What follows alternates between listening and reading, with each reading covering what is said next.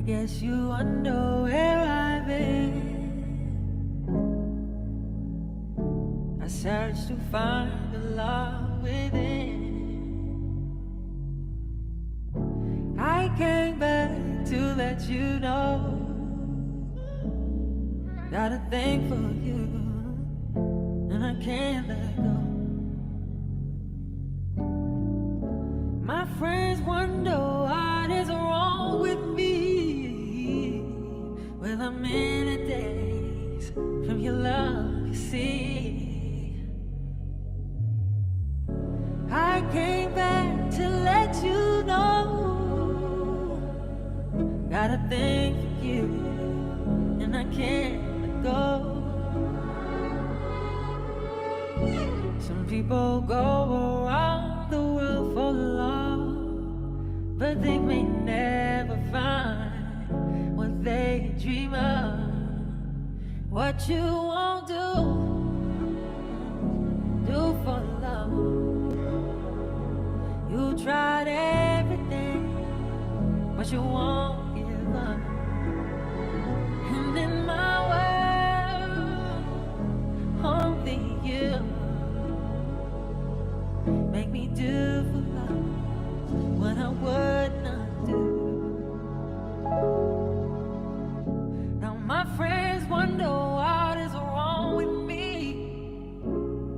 Well, I'm in a daze from your love, you see.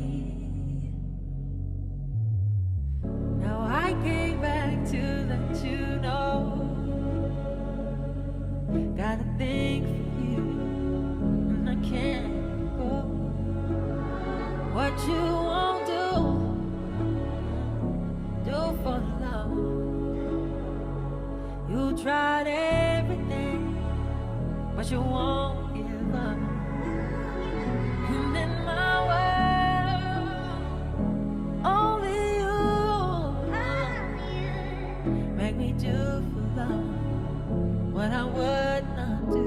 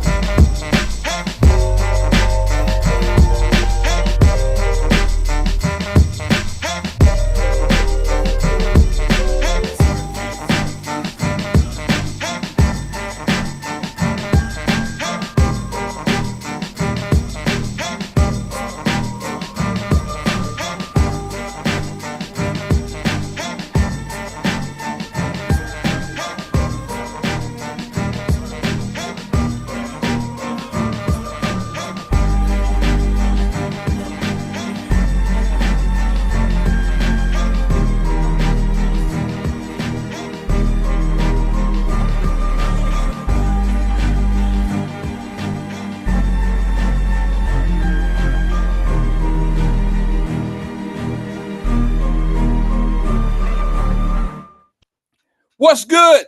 Let's do a sound check. Oh my God. Oh my goodness. Are we here?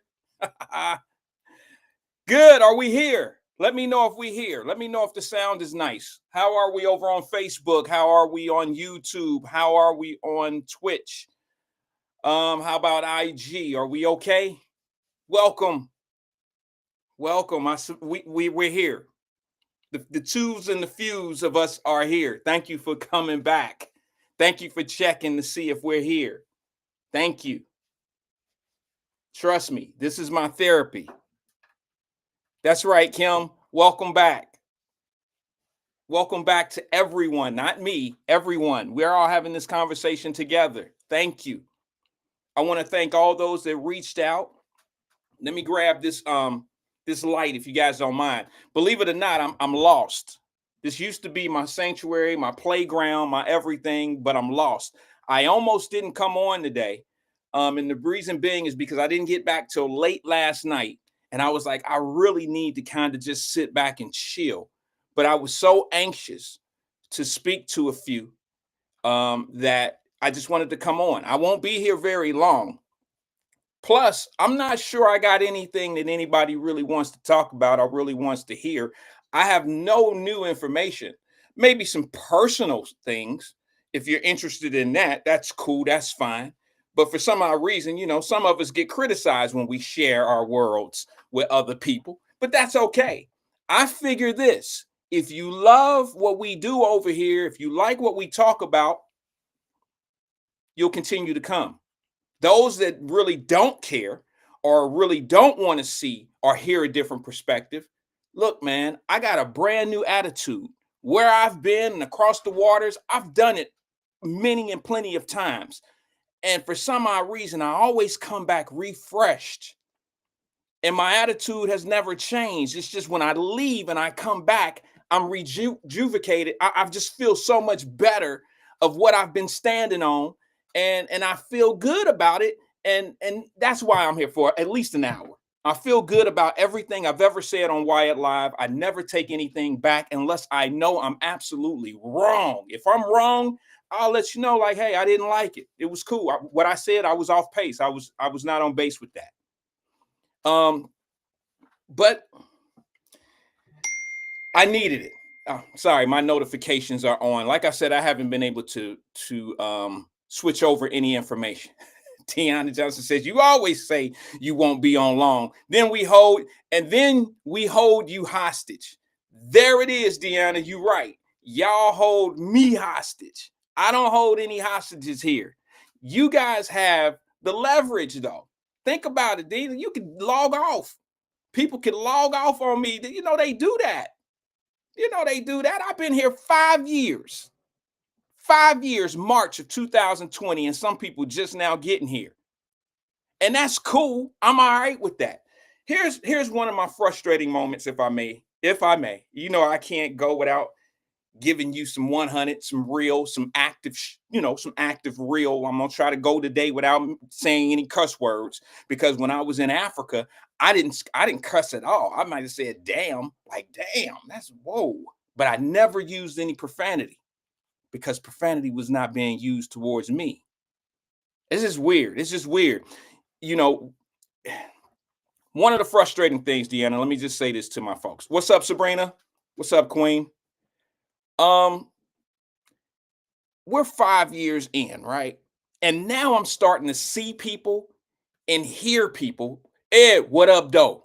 I know I gotta stop. Whenever them one come in here, sorry, Ed. Whenever my folks come in here and say, what up, though? I gotta acknowledge that. What up, though? What up, Ed? I mean, I just got to. I'm sorry. If somebody come in here and, hey, man, how's things going? Hey, how you doing? Hey. But when you hit me with the what up, though? What up, though? No. But anyway, one of the frustrating things that I found myself, which I'm in such a great mood. I know this is going to be a horrible show because when I'm in a good mood, I'm not messy. When I'm in a great mood, I love life. I love everything that's going on. It seems like when I'm in a bad mode is when people tend to gravitate and want to hear what's going on and what's talked about because I think I'm real. more real when I'm angry. And that's not necessarily the case. It's just I might be a little bit more amped when I'm a little distraught about something. It's not that I'm realer or any of that. It's more like I'm a little bit more amped about getting the point across because that's just how I am. But my thing is this: 5 years being in, excuse me, let me grab this light. 5 years being in. This is not hate. I know a lot of people want to make it be hate and want me to be bouncing off the walls and battling other people and all that old shit. But I'm not, that's not what I'm doing.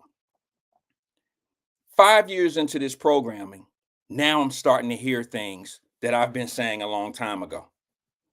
If you new here, you don't know that. So you don't, you kind of see me as flexing or something like that. But there are things that you are now starting to hear people that are on your side that think the way you think, seek outcomes the way you seek outcomes. They're now starting to say the things that we've been saying over here for 5 years. I've been fighting people on my points for 5 years. But the truth of the matter is, you're now starting to hear the things that we were saying 4.5 to 5 years ago. And now they're starting to come up. And for some ungodly reason, there are still people that want you to stay focused on certain things versus the things that we can change and make better for ourselves. It's amazing. But here's the thing that people are going to think I'm hating on. There are new people coming out now, new platforms, new people coming out and saying things in the public and saying things about the city of Cincinnati, because I know there's been massive shootings. I know there's been a lot of violence going on. I've just been so far away from that. I didn't even have to talk about it. I didn't have to think about it because I already know what it is. It hasn't changed. This is why when they say crime is down 30%, yeah, this week, how dare you say that crime is down if you're not going quarterly? Forget quarters. Let's just go by the year. Give crime some time to catch up. It's just totally dishonest when people say crime is down in the last 60 days. Yeah, I bet it is. Yeah, that's how it works. You know, whenever crime goes down, you just got to give it some time to catch up because the way that the court systems go, retaliation, it's on its way. It's on the way. And some people know what I'm talking about. And then some really, you'll get it. You'll catch up. But the truth of the matter is, man, more people are starting to say some of the things that we've been saying here. And here's the craziest thing. This is the funniest thing I just ran into. I seen a post. Now, where I was, I didn't have very good internet connection. And believe it or not, this government, not our government, but this particular government that I'm in, they don't want you on the internet in the United States of America. They don't want you to be part of, they don't want their people to see how America is functioning and the conversations on the internet and shows like Wyatt Live. They don't want their people to see stuff like that. And you can imagine why. But here's my thing. I seen somebody put a post out, and you probably know who you are, or you probably seen it. And it was something to the nature of, it was one of the shootings, one of the many shootings in the city of Cincinnati. And someone says something about the city council ain't saying nothing, or maybe it was even the mayor. I think they said something about the mayor hadn't even came out and made a statement, and we didn't had all these multiple shootings in the city of Cincinnati. Now, what I've been saying to y'all is the mayor can't really do anything about it. Okay, they can up the police, but then you got your people that don't want policing. They want policing, but they don't want over policing. All right. It's one of them things where damn if you do, damn if you don't. If you don't put a bunch of police in there, things gonna go buck wild. It's gonna get crazy. If you put a bunch of police in there, then they're gonna say you over policing. So what I've done, I've learned to just don't even pay attention to the chaos agents. Sometimes you got to let shit burn and let it burn the way that they need it to burn. Because to be honest with you, they would be irrelevant if they weren't saying the shit that they saying, and they don't care that we're dying out in the streets. They pretend that they care. Some of y'all might have to read between these lines. But the truth of the matter is, man, they don't really care if we dying out in these streets. They don't care. All right. That just makes them relevant to be able to have something to say. All right. Am I okay on the sound? because my bars are not moving the way they should be moving. I just want to make sure. All right. So the funny thing that I'm starting to see now is I seen somebody put a post out. I'm gonna go back a little bit. And they said in this post, they said, where is city council, or where is the mayor, and this and this and this and that. And I've always told you, city council can't do anything about these shootings. They can't do anything. They can, and I'll get to what they can actually do. But the truth of the matter is, my only gripe with city council or with the mayor has always been they never say anything to hold the true people accountable. They never say anything about where are the parents. They just never say that. And that really always bothered me. Remember, before I left, I played a clip of the Memphis mayor and the Memphis police chief saying something about, hey, y'all need to get y'all kids. Y'all need to start taking care of y'all kids and blah, blah, blah, blah, blah. Remember that? And I said, oh, my goodness, finally, some politicians and some police chiefs have now put it on the parents and held them accountable in live in public. Remember that? Some were here, some wasn't. So somebody put a post out. I get into a hotel to get me Wi-Fi. I'm able to get through and check my emails and check some things, you know, my social media. And I see this post, and somebody said something about all these shootings in the city, and the mayor hasn't said anything about it. And then I seen some comments. Of course, most of the time I'm really there only for the comments. And comment that I seen from some of the people were, of course, you have your regular citizens who say, where the parents at? That's normal. That's what we all do, because we regular folks. We know where the true blame is. Where are the parents, right? Then I start seeing some of those people that want to save those same people, kids. And I'm listening to, I'm watching their comments. And their comments fall in line with the shit that we've been talking about over here for 5 years. The same things that we've been saying over here that made me personally, all those names, coon, sellout, all that old shit.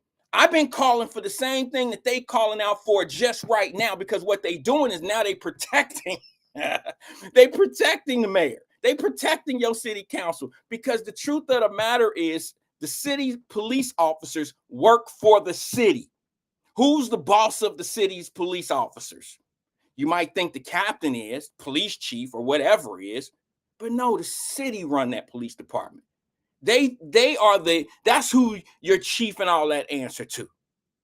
That's who they answer to. So now you got certain people. I hope this is making some sense to some people. Maybe it's not to some, because this is what we've been talking about over here for 5 years. This is what has gotten me, I don't know, known to be some type of sellout or whatever. When in fact, all I've been doing has been kicking flavor and rhythm to you all this time. It's just funny how people create these problems. They create their own problems and then they try to fix them. But they don't want the help of the people who tell you that's going to be a problem. You know what I'm saying? You ever had a child where you done seen, you know they about to do something wrong? We all got kids that do things wrong. You ever had a kid that's about to step into something and you did it as a kid yourself or a younger person yourself, and you were like, Lil Randy, you shouldn't, don't. And then they cut you off and they never want you to be the fix to their problem until they don't want you to fix their problem until they just can't handle the problem anymore. They can't get out of it. Yeah.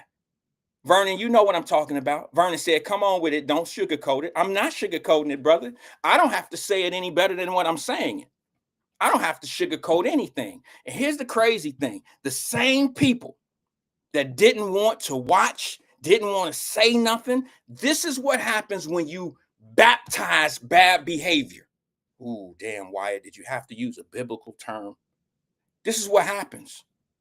When you talk about, when you massage bad behavior then takes over. It's already there if you really think about it. If you look at the fact that you have majority of our people, young people, who gravitate to such destructive music, they may not do the destruction, but the music validates somebody else doing it.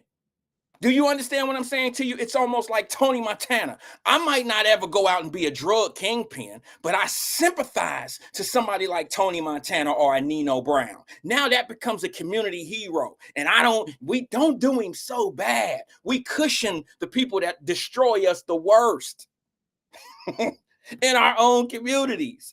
And it seems like when somebody speak on it, they turn out. The voice of reason always end up being the bad guy. Trust me. Trust me. Remember when somebody was hating on me? I don't want to say they was hating on me. Somebody reached out. I still to this day don't know who it is. Somebody hit my phone and said, if you got a problem with people being down, if you got a problem with us being downtown on Fountain Square, then come see me. Wait a minute. I didn't have a problem with us being downtown during Fountain Square. What I have a problem with is the parents not checking in on their kids. My biggest problem was one of these brothers that's down there trying to help, or one of these sisters that's down there trying to help. If you know the kids that I know, you better watch out, because they have no problem setting an example of your ass. If you sitting there trying to check one of them, trying to reason with one of them, saying something to them that make a whole lot of sense, I know it make a lot of sense. They don't have no problem clocking your ass. And then what you gonna do? See, I can't let a kid can't hit me. I'm 16, 15. They can't hit me without getting some blowback. Now what we got?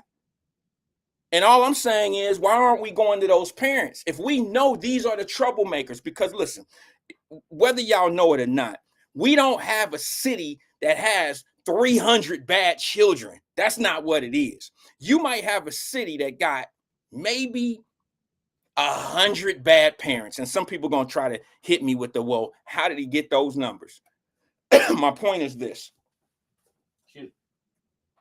My point is this. It doesn't take a whole lot of kids or a whole lot of problems or a whole lot of, it only take one bad fruit in the fruit bowl to cause problems to all the fruit in the bowl. You see what I'm saying? That's all. It's relevant to life as well. You might have 5 bad kids downtown or 5 bad kids in the mall, and one fight start out. Now you got 70 kids watching a fight between 3 people, 4 people. And now it looks like what? It looked like the whole city of Cincinnati kids are off the hook. Not necessarily the case, okay? It's not necessarily the case. But you got some people that cushion it. Don't want to tell the story, don't want to tell the truth. Look to the people that do say something. I mean, can we at least be honest and say that at least Wyatt, you know what, man, they give him a hard time, but he does say what needs to be said. And the other people really don't. They justify it in their own little ways, and they keep it going the same way. And it's never going to solve a problem.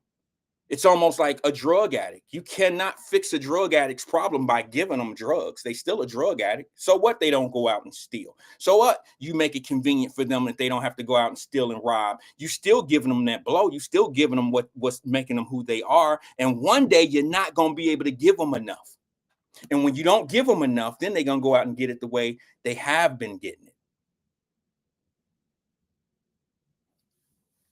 Vernon Jordan, I'm not gonna call you VD. Vernon V Jordan, I'll come up with a nickname for you, V. He said, I think there's more bad ones than we're willing to admit. I'll you know what? I'll say yeah, because look, it all depends on what you say is bad. Let's be honest. All kids that do bad shit, there's different levels of bad. For me, and I'm going to be a little hypocrite here because I did it as a child. For me, a kid that's sitting back filming another kid getting beat down, that's a bad kid too. Okay, I think that's a bad kid, but not at the same level as the kids that are doing the beat down of the other kid. It's not the same. Okay, it's truly not the same. But if you're participating in the humiliation, or if you're making a child look bad, or you're part of the filming, or you're part of the, get him, you're part of the problem. Remember, I've always said this.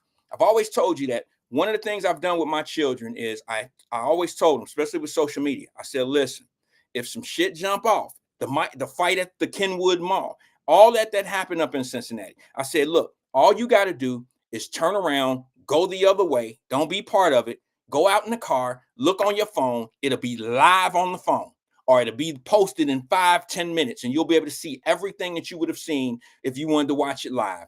You don't have to be part of that nonsense. Get away from it. Don't be part of it. But you got kids that want to be spectators, front row with a camera. And we see that all on social media right now. Everybody got a camera of an incident. Everybody got a camera of somebody getting beat down, beat up, whatever. They got it. It's out there. Shootings, robberies, everything. So I've always taught my children, just go the other way. It'll be live on Facebook or on social media in a minute. You just don't want to get caught up in the roundup. Because I know you ain't doing nothing, babe, but you're just as guilty if you're participating by being a spectator and sitting there instigating the situation. You're the same person. You're part of it. You're part of the problem. All right. If you got people, here's one of the things I'm gonna tell you. If you ever look at the fact, let's roll it back a little bit. Here's why I call spectators part of the problem. Because we all know they amp shit up. We all know that spectators has something to do with the person who's violating somebody else to turn up on them. Well, why is it saying mute? Sorry, guys. Give me 1 second. Let me make sure we're good. Let me make sure I'm good on all channels here because something just said mute. All right. Spectators instigate things. You always got the oohs and the ahs and the oohs and the ahs. The cameraman.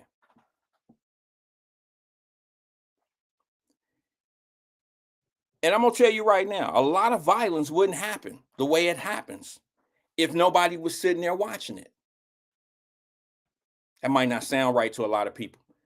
But there's always some little young dude that's trying to prove he the baddest. He the toughest. And in order to do that, you got to do it in front of the people. That's what making Mr. Brave, Mr. Bad, Mr. Tough. And the girls do the same thing. I've been seeing, y'all been sending me some videos in that Wyatt Live group and some of them private. Y'all been sending me girls throwing down like dudes used to. Man, I am having the hardest time. There's my chat. I'm sorry about that. There's my chat. My apologies. I was a little distracted while trying to make my point because my chat went down. Okay, I'm back. I got it now. But I've seen videos of girls out here doing beat downs amongst each other, sneaking each other, fighting all the way down to they naked. It's totally disgusting. It's disgusting. And it's happening in every city. It's happening all over the place. It's not just in the city of Cincinnati. I would never say that just to my city. My city of Cincinnati, I always brag on it. I'm always part of the city of Cincinnati, and I'm going to die a Cincinnatian. Okay? But anyway, man, look, I'm just going to say this, all right? I'm going to say it the way it needs to be said. Vernon, you may appreciate this, maybe. I don't know how long you've been with us, brother, but maybe you'll appreciate this or not. But all I can say is this. For those that care and don't care, I'm going to say it anyway. I've been trying to tell y'all. I've been trying to tell you. And just because somebody tell you something's not right or something's not working or something this and something that don't necessarily mean that they're right. Like, for instance, I said I wasn't going to do this. Let me take a sip.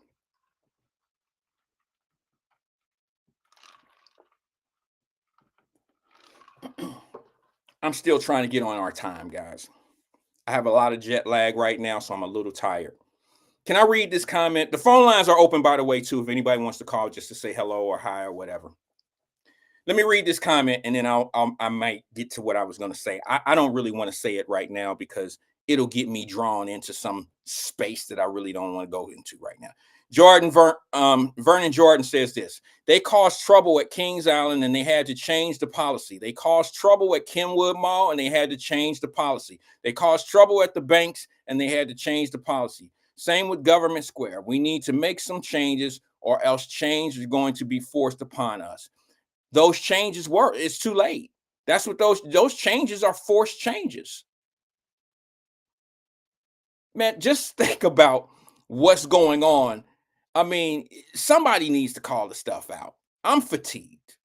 All right, I'm fatigued about talking about it, quite honestly, Vernon. What else can I say? What can I say? I've been on for 5 years. I look like a hater every time I say I told you so, or every time I say, see, when you baptize that type behavior, it takes over. When you have your so-called community leaders um not holding people accountable and trying to act like they need daycare centers or they need somewhere to go. Think about what they're saying. We need more community places for our kids to go. Vernon, look at the places you just named, my friend.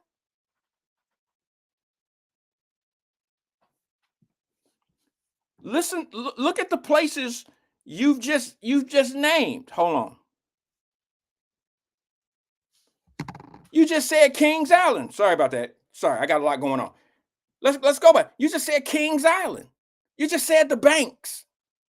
You just said places that are luxury places. These are places that you're supposed to go for fun. They have places to go. But what happens when they go? Give you another example. You ain't gonna like this one. I, quite frankly, love to take cruises. I'd never go on a Carnival cruise line. Sorry, Carnival. Y'all can sue me if you want to. This is just a matter of my opinion. I would never go on Carnival cruise line. You know why? Because it's the Greyhound bus of cruises. It's the same reason why I won't fly Spirit. It's the Greyhound in the sky. And Carnival is now turning into the Greyhound on water. I just wouldn't do it.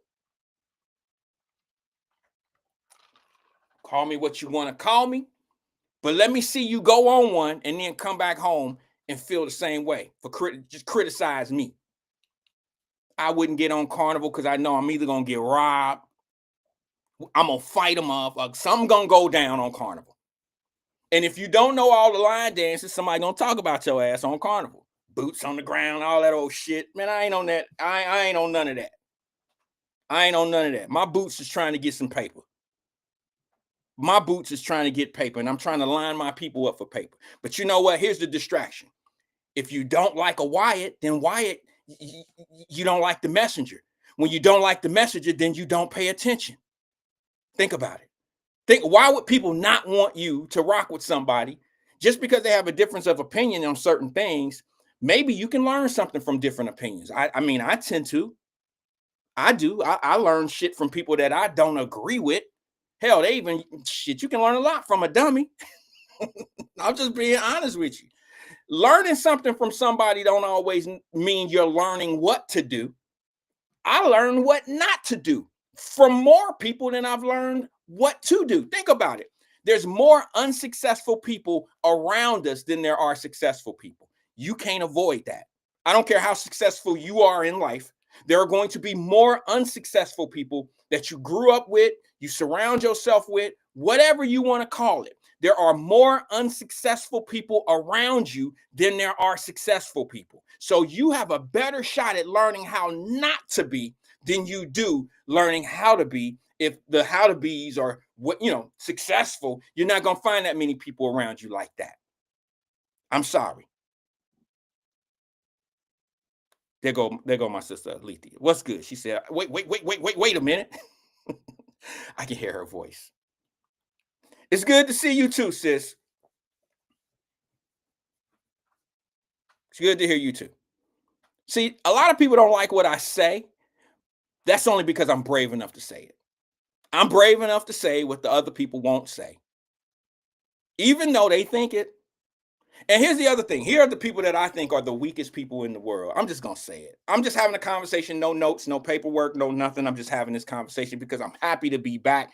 I feel so great to be in my own skin right now.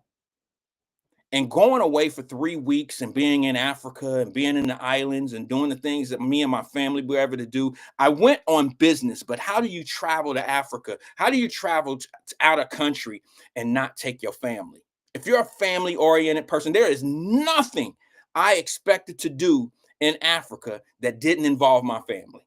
Think about it. Didn't involve my family. Why wouldn't I want to take my wife? Why wouldn't I want to take my children? Why wouldn't I want to do those things? Why do I need a vacation or whatever you want to call it? It wasn't even a vacation. It was a business trip turned vacation. So why wouldn't I want my family involved in something like that? I am Refresh Fame. And I'm going to get to one of the things you said too, bro. You put in the Wyatt Messenger group, since you were at least a participant in my questionnaire of what you want to talk about today. I will take some time to talk about what you put in the Messenger group, bro, because you took the time to be able to at least acknowledge something that I said. Okay. So I will talk about that here soon. Or even if you want to call, Fame, we can talk about what you put in there. And I don't care if people leave. I don't care if people leave. Kim Moore Eberhart said, a cruise is on my bucket list. It's going to be a bucket ass cruise if you go Carnival. Sue me, Carnival. This is just my opinion. Don't go Carnival. I know it's going to be Greyhound bus fare cost, but you get what you pay for. You get what you pay for.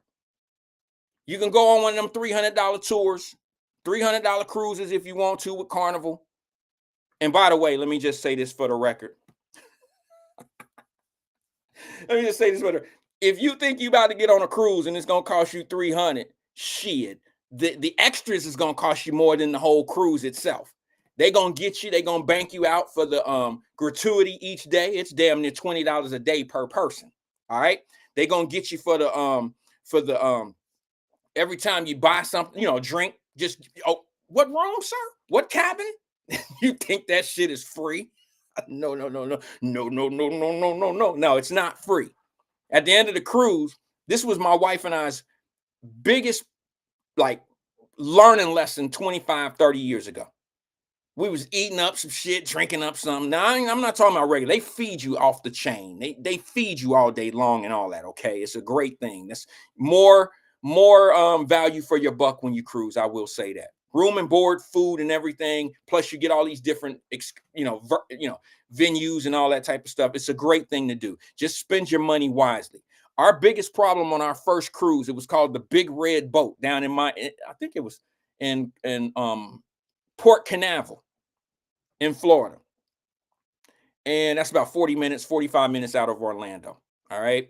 And we got on that cruise and it was pennies to the dollar. That was me, my brother, Paul White, Mama Deb, my wife, and my wife. And we got on that sucker and it was very cheap. I mean, for us, $300-400 a person, it was under $1,000, but then there was a $1,000 bill at the end. If any of you ever went on a cruise, you know what I'm talking about. There was a $1,000 bill at the end, like $800 or $900, because they bill you for everything. I didn't know it was $20 a day for gratuity towards the housekeeping. I didn't know it was $20 a day if you go to not mandatory, but if you go to the dinner on the boat. I didn't know that. I didn't know it was $20 for gratuity. Back then, it probably wasn't $20, but today it's close to $20 per person each time you do something, and it involves those people helping you, the staff helping you. You pay a gratuity. So it could be $200 a day if you do everything. If you go to if you go to breakfast, lunch, and dinner at the time at your appointed time, you don't have to eat there. You don't have to go to these dinner halls, if you want to call it. Excuse me, I'm a little lost because I don't really do the dinner halls. We'll go to fine dining once a night, maybe, or whatever. You're paying a gratuity. Everything is free. It's included except the gratuity. All right. And I don't mind paying gratuity, but I'd rather pay what I want to pay towards the gratuity. Don't hit me with a locked in gratuity, because in my world, everybody hasn't earned the same amount of money. I'm a very good tipper, but I don't want people who don't deserve to be tipped very well to be tipped very well. That's just me privately, okay? But gratuity is not included on these cruises, okay? Let me just say that first, all right? And you end up paying close to $1,000, depending on how long you're gone. I mean, if you do a 3 or 4 day or something, it could cost you $400, another $500 just in gratuities and things that you didn't see coming. And they put it on your card. They put it on your card. It's just some bro, they get your ass. If you don't see it coming, you will be shocked, or you will be standing on that boat because they will not allow you to leave. They will not allow you to leave. It's crazy. But that all being said, man, thank you, Fame. I am rejuvenated. Unbelievably.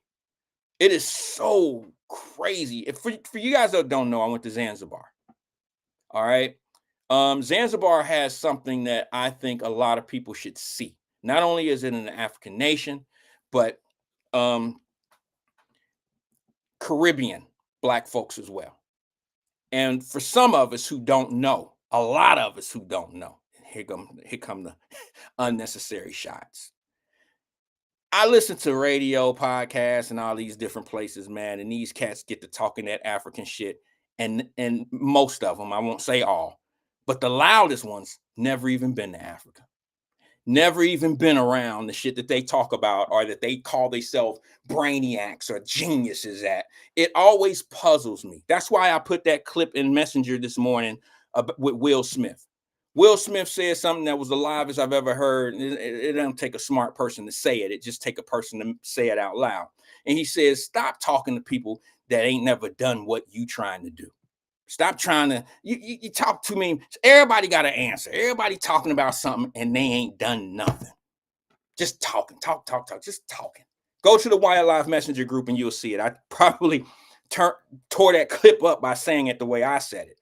But the truth of the matter is, man, the reason why I needed that break came to me a lot stronger than I thought it would, because it gave me a chance to see how appreciative I truly am. I'm a very appreciative man. I love the fact that I'm a family man. I love the fact that I've been in my children's life every day. I love the fact the things that people have said and, you know, accused or whatever me of or whatever, bro. Like, as far as like being a coon and all that, I eat that shit for breakfast, bro.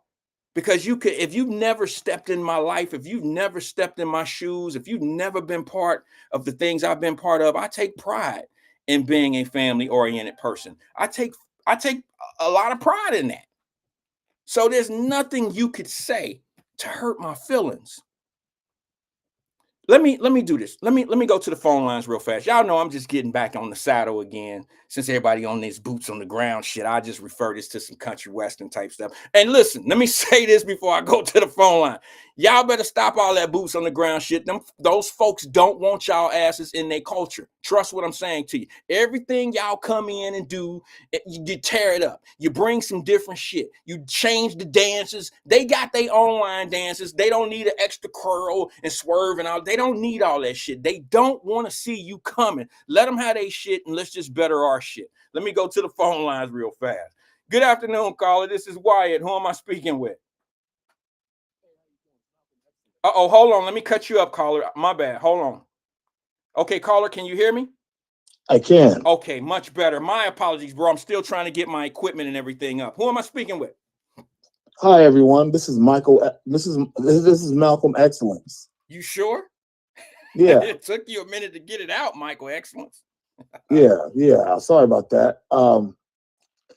Hi, y'all. Hey, welcome back. Thank you. You sound incredible. Thank you. Your skin looks great. You out there under the sun. This shit is turning out real good at the beginning. Keep going, caller.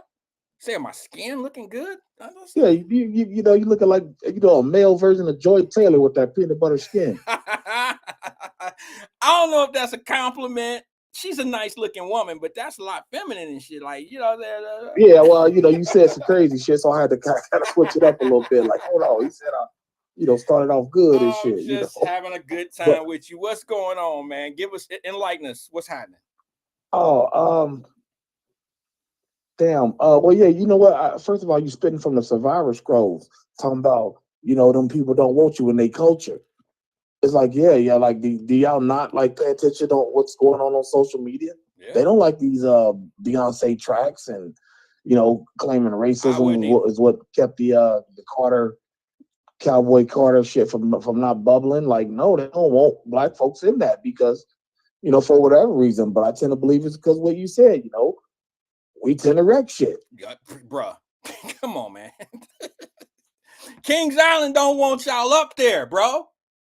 Oh, I guarantee you I don't know what Hey, percentage let of me their let you me know let their me let gross me cut annual you it off, is, bro. Let but me cut you off so you can add this to your list of what you about to say.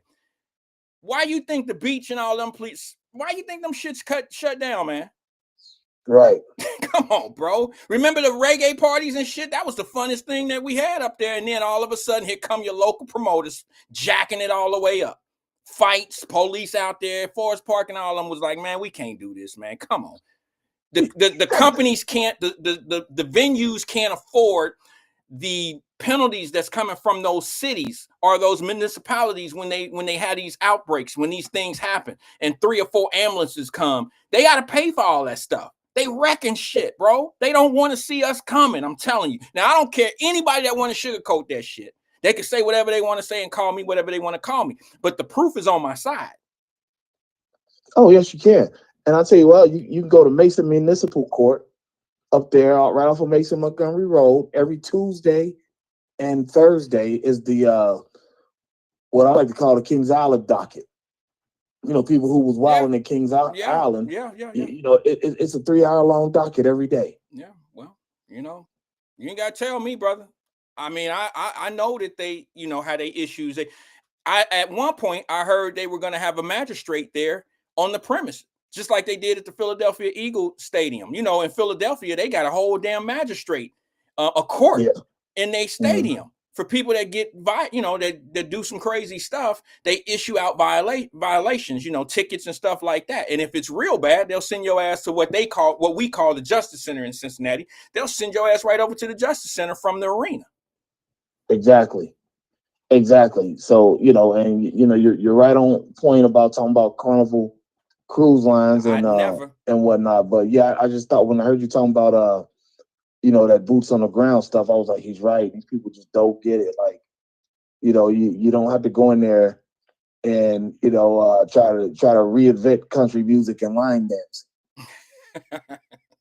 Well, now all I can say is this, bro. When the VMA or what's the country music? When the country music people start doing our dances and shit like that, then I'll say, all right, then we can do what we do with theirs.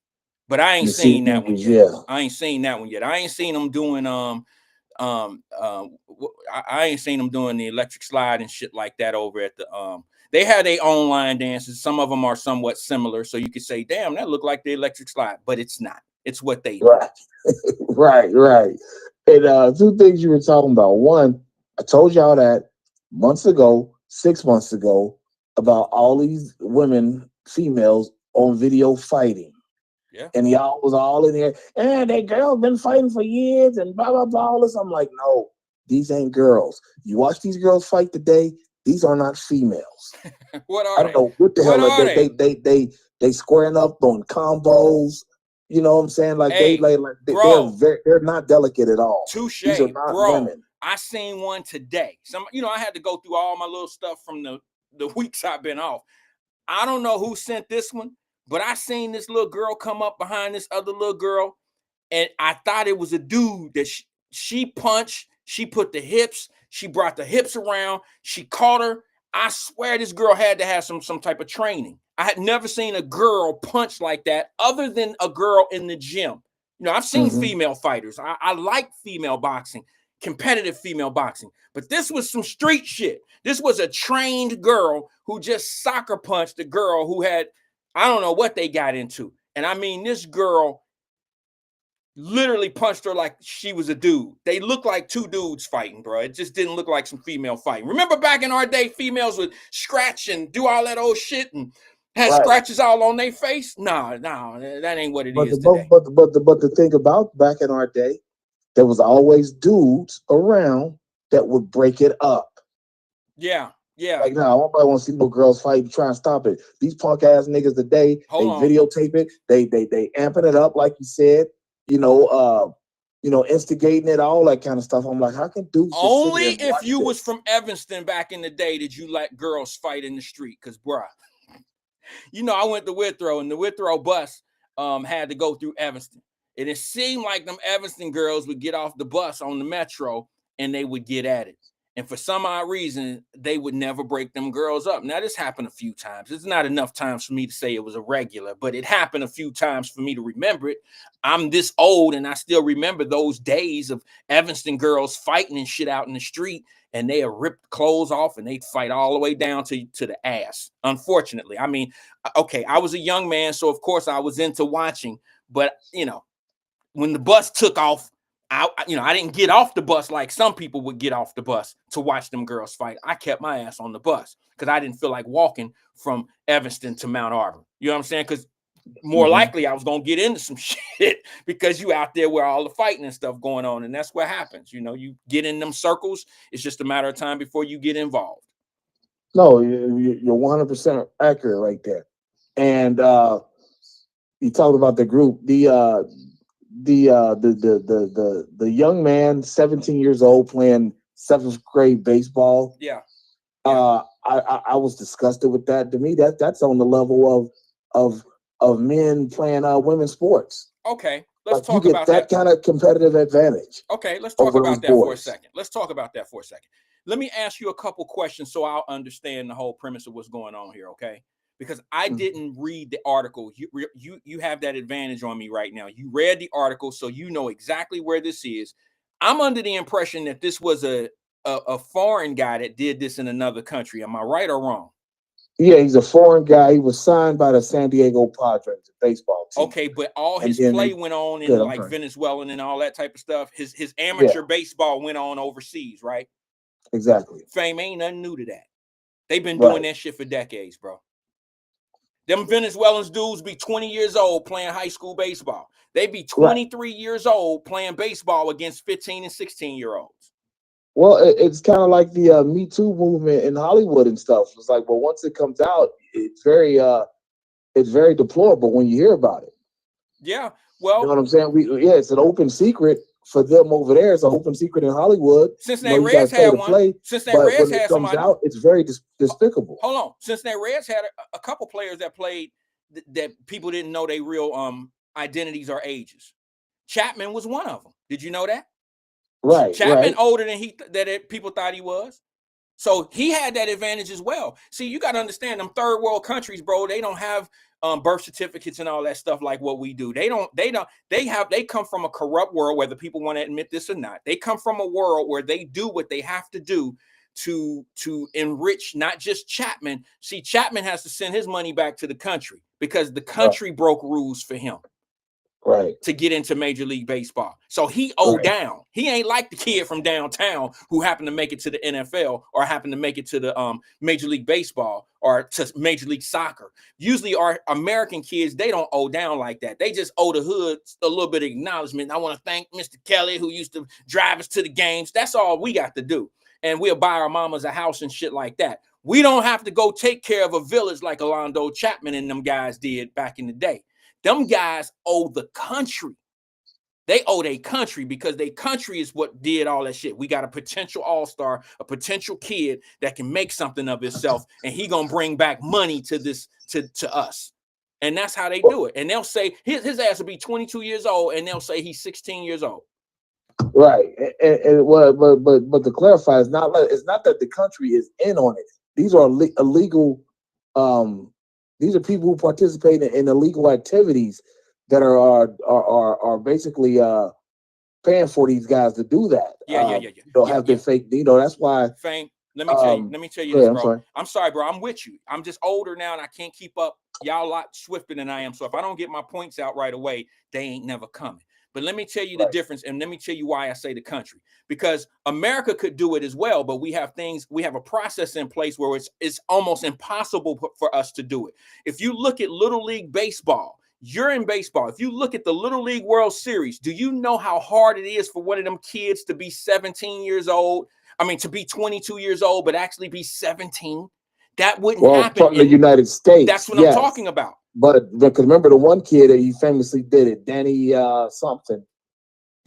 Almonte. He was like 12. Well, he was playing a 12U game, but he was 16 on national TV. Yeah, I remember that we had a situation where a kid was he was proven to be playing under a false identity but it wasn't necessarily the country that had something to do with it. But that's when our rules changed. That was 10 years ago, bro. And that's when the Little League Baseball first started. You see what I'm saying? When they were doing it on national TV and stuff like that. That was about 10 years ago. And it was a little bit easier because it wasn't what do you want to call it? It wasn't as patrolled as it is today. Overseas, intentionally, those Venezuelans and them guys that's playing baseball over there, bro, they intentionally take people that they know have no other path at life, bro, but have a great, they're just gifted at the sport. You know what I'm saying? The Sammy Sosas, bro, those guys come from those countries. And keep in mind, they come from great weather countries, fame, so they play baseball all year round. So they're year round, but they're still poor. I mean, like when I heard about those guys using milk cartons as gloves, I was like, damn. Yeah, well, I'm gonna tell you something, bro. And this is the last thing I'm gonna say about this because of people getting a little bored about the baseball. Let me tell you what made us great from down the way. All my down the way brothers, me, myself, Donald Broach, Alan Dunn. What made us some of the best baseball players out there was the fact that we didn't have drug infields. Yeah, you know what I'm talking about, but a lot of people don't know what I mean when I say drug infields. It's infields that are manicured. We played on baseball fields like down on Bank Street, and it'd have a broken bottle in it. You know what I'm saying? In the front, it would have rocks for people that threw rocks over the fence. It had rained on it 3 days ago or 4 days ago and turned into muddy, dried up mud hills. So we played on surfaces where the ball would jump up on us at the spur of the moment. That made us unbelievable infielders. It made us swift with the glove. It gave our reaction time. We were off the chain with shit. So when you take a kid like Wyatt and take him to Oklahoma, now I'm taking positions. You hear me, fame? Them white boys ain't had nothing on me because they didn't come from my infield struggles. That grass and that manicured infield, you know, where the grass is in the infield and you playing 3/4 of the dirt. That's what I played on in junior high and high school. And I was unstoppable because I didn't have to worry about a broken Pepsi bottle and the ball jumping up off of that. I didn't have to worry about a bike frame out in left field. You feel what I'm saying to you? We didn't worry about that type of stuff. So that's what made us better. And it's just like anything else. When you go to those third world countries, they may be poor, but they're getting so much better because they go through all these obstacles and this training and things that you normally wouldn't have to go through. You know what I'm saying? It's like the boxer who chops wood versus going in the gym and just hitting the heavy bag. You know, there's just a harder say this before I go there. Go ahead, brother. Let me say this because you know what you just said. It's about some people getting bored. I found that woefully offensive. This audience would get bored about baseball at a baseball conversation. See, that's the problem with blacks in baseball. You have to be actively interested in baseball. It's an active sport. You can't just like casually tune into it and things like that, like you can with hoop and whatnot. Yeah. You know, you have to be actively into it and engaged with it. So for you all to sit here and say, you know, this conversation boring and whatnot, what conversation have you had in 3 weeks? The same one they've had in 3 years. What's her name? The boxer girl. You want to hear about her and the rapper that's 20 years her senior and she's dating and want to fight her? Yeah. Why do we give a shit about that? Yeah, I hear you, brother. I mean, you're right. Touché. You know, I mean, you don't want to talk about these loud ass, aggressive, woman, child whores that are out here fighting on video, pulling their hoods up, swinging things on video, and willingly, you know, doing videos of fighting things. The very unladylike behavior. What do you find interesting lately? What do you find troublesome that you want to talk about? That's what I want to know from the adults. When I call this show, I'm coming to talk to the adults, not the listeners. I feel you on difference. That. I'm calling to talk to the grown-ups. I feel you on that. And that's the difference between people that really want to talk about mess or messiness. And a lot of people deflect on other people's problems and troubles versus their own. So if I could make something messy, fame, if I could say something dirty, derogatory, or out in left field on some people, then what happens is I don't have to pay attention to my own problems. Remember this, brother. Remember me telling y'all a long time ago, not necessarily you, but I've been telling the audience, why do you talk about Donald Trump every day? Why don't you talk about your current president? or talk about Kamala Harris while she's running for president? Why don't you talk about those things? And now you know why they didn't want to talk about it. Now Right. you see what I'm saying? When you don't want to talk about something that can change or bring a point that you may have to deal with, it's always easier to shift focus on something that everybody can agree on, even though if it's somebody else's mess. You understand what I'm saying? I mean, I have people who said things because I understand the economy. I understand what makes inflation, what drives inflation. And when I was trying to tell everybody that energy is the number one driver of inflation, nobody really wanted to have that conversation because it sounded like I was riding, so no pun intended, that I was on Biden's ass so heavy. But the truth of the matter is, if you would have held these people accountable for the things that they were not doing or what they were doing or what they wanted to talk about, didn't want to talk about, maybe they would have had a different outcome in the election. But what happened is you tried to just stay focused on one individual the whole time, and that's not how you win. And there were people coming on the platform, had their own platforms, and they said, this is how it's done. We talk bad about the other person. And I just think it's a bad strategy. Remember me always saying, why are you always talking about your ex-boyfriend? Why don't you talk about your current boyfriend? See, that was the whole, that's why I was saying things like that. Now that they lost, now it's everybody who, look at the news media and how they're now trying to admit things that they should have seen in real time. Now they got book deals. Do you see how they getting used, bro? When they should have said things when they didn't say it, Stephen A. Smith and 60 Minutes and all the rest of them. All this time, they had all that time to tell the truth about somebody, but they didn't. And then at the end, now they want to start telling the truth in their books that they're selling. Right. Come on, man. See, if people can't see how they being used, if you can't see how you've been, how the truth was suppressed and people kept you focused on other things, that's on you. And Fame, me being gone and refreshed and all that, brother, I'm gonna leave people where they at. If you don't get it, you don't get it. If y'all don't understand what's being played, if you don't understand the 3 Carly part Molly game, I'm not gonna stand there and watch every customer come up and put them on game and take away the money of the 3-card player. I'm not gonna do that. If y'all want to fall for that shit, fall for it. Go ahead. Well, no, because I agree. That's what we need to do as Black folks. You know, we might have to leave, some people where they at. You don't want to, level up and your thinking and whatnot. We might just have to leave you where you at, because this new this new time coming around. We don't have time for bullshit. We don't have time for partying bullshit.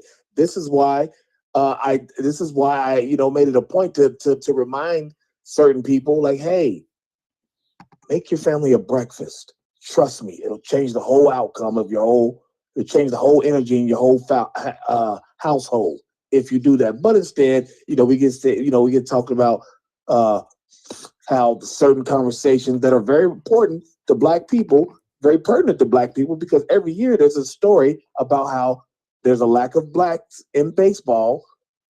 And we get that story every year about March, April as baseball starts. But yet we have people in this audience saying things like that. I'm very disappointed. Don't log out. I want to address that. Don't log out. I want to talk to you about that real fast. But yeah, I hear you. Fame. But okay, go ahead. What you want to talk about? I'm sorry. Go ahead. Baseball is very profitable. Okay, and I don't mean profitable just monetarily, like financially. Profitable education-wise. It's a thinking man's game, and it's a game that you can play for 20 years, 18 to 20 years. Now, you got to be great and good and keep yourself in shape. But I don't know any professional sport other than if you LeBron James or somebody like that. But you have to be somebody like that. There ain't too many LeBron Jameses. I don't know how many brothers could play NBA basketball for 20 years, but I know more baseball players play baseball closer to 20 years than brothers play basketball for 10 years. Do you understand what I'm saying to you? And what I don't understand is you can sit back and make $1.5 million or $3 million a year playing a sport for 15 to 20 years, and we don't have our children playing it. Now, let's keep in mind, I'm not a big advocate of trying to get our kids in professional sports. I'm just looking at this. I see Major League Baseball as a vessel to get our kids in school, because Major League Baseball has college baseball as well. JUCO college and D1, D2, and D3 colleges. All right. And that is an easy way, if you ask me, to get a college scholarship. And as talented as we are at baseball, you know what I'm saying? We should have more of our kids playing baseball, even if it was just for the education, not of the sport of baseball, but from the schools. You understand? Well, A the full ride exposure baseball that you get, scholarship. going to different places and whatnot. Because, and here's another thing about baseball. I didn't mean to cut you off, but I got to hop off here. Here's another thing about baseball. It's the only sport where you don't have to be a fucking Leviathan to get to the highest level. Help me out. If your son ain't 6'4", 6'6", help me out. Help me out. You said a word I'm not familiar with. A what? A Leviathan. Is that a big human being? Yeah, just a big ass, big motherfucker. Yeah. Mm. You ain't got to be big like that. If your son ain't 6'4", 6'6", chances are he ain't playing football. Good point. Or hoop. Good point, because you can actually be 5'6", 5'7", and still playing in Major League Baseball. You could be an average 5'8", 5'9" guy. You could be under 6 foot and still find yourself a home on a Major League Baseball or in college. It doesn't matter how tall you are. I remember watching baseball players. Most of y'all ain't doing. I'm sorry. Most of y'all ain't doing. I gotta hop off here. Most of y'all ain't doing selective breeding like your boy. What's his name? LeVar Ball did. Like he said he did. Specifically chose his wife because of athletic reasons and things like that. Most of y'all ain't doing that. Most of y'all coming up lucky or unlucky depending on the situation, and you got pregnant. So let's level up, folks. This is the very shit why I say y'all don't deserve me. I'ma holler at y'all again. It's been real, Wyatt. I'm glad you're back, and I had fun again, just like I had before. Before you went on vacation. And we'll talk again soon. But until then, everybody, great call. Watch out for that wolf on your ass. Oh! Great call. Thanks, Fame. Thanks for engaging. He's finally coming to his senses. Fame is finally coming to his senses, folks. Thank you. I appreciate that. He finally coming down to, he was on point on some things. I just think that baseball should be something that we consider with our children, because I'm going to be honest with you. Football is a brutal sport. I'm sorry, I was a football player, but I wasn't the type of football player that could brag about it. I wasn't good at football. I was athletic enough to play football. Football was never on my list of trying to be at some high level. I never said anything about going to college to play football. Football was some shit I played outside with my friends. We played killer man. We played tag. We played tackle. We played out in the street. The roughest it's ever got, we played tackle out in the street in the Fay a few times. I don't know. That's as rough as it's ever going to get. I knew better. Just like I'm not a professional boxer. I'm not a professional fighter because I know better. I know better not to do that. Now, I don't say anything bad about those that choose those paths, but I know better than to be a boxer. It won't work out for me. I was great in the gym. I ain't gonna lie to you. I had great hands, speed, reaction. Baseball did all that for me.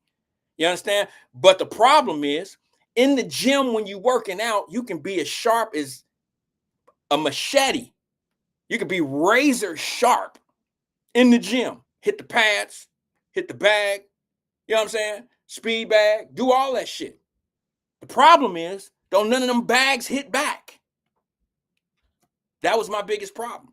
I didn't want to get hit because the shit hurt. It absolutely hurts. And for some of you that don't know, when you're in the gym and you sparring, that's one thing. That hurt too. You got on gear. You got on big ass ounce gloves, 12 ounce, 13 ounce gloves. You basically have on pillows. That don't hurt as bad. But when you go down to them 8 ounces, them 8 ounce gloves and shit like that, it feel like a brick is inside them gloves, and it hurt. It absolutely hurts. And then you come to realization. I remember me and my partner, Brian Robinson, we was over. Now, I've never proclaimed to be some great fighter. All right. But one day I walked into a gym like I was a great ass fighter. I walked into a gym. I don't remember the name of it because it was in Europe. Me and my partner, Brian Robinson, walked into a gym. We were in high school. This dude was built like Mike Tyson, but all he was a football player. He'd never thrown a punch in his life. But when we walked in the gym, Everybody in that gym looked at him like he was Mike Tyson. He was big, like he was a linebacker, but he was a bigger kid than us, okay? So we get to the gym, we're working out, doing our regular little jump rope, doing the things we do, and we finally start wrapping our hands. And the coach, there was a coach there from a German team or whatever, and he asked us if we could work out with his team. Because what they try to do, the reason why you sparring is not what a lot of people think it is, unless you're in the sport. If you're in the sport, you know exactly, you know exactly what sparring is. And that is like being in a rap battle, hearing some shit that you're going to use one day. Okay? That's what sparring is in the gym when you go off and go spar with somebody. I'm about to steal his shit. If he's way better than me, I'm going to steal his combinations. I'm going to steal his footwork. I'm going to steal his shit. So this coach came up to us, came up to the guy that we were with. And I don't know if y'all know Ray Mercer. Ray Mercer is a heavyweight champion of the world at one time. He fought in these gyms.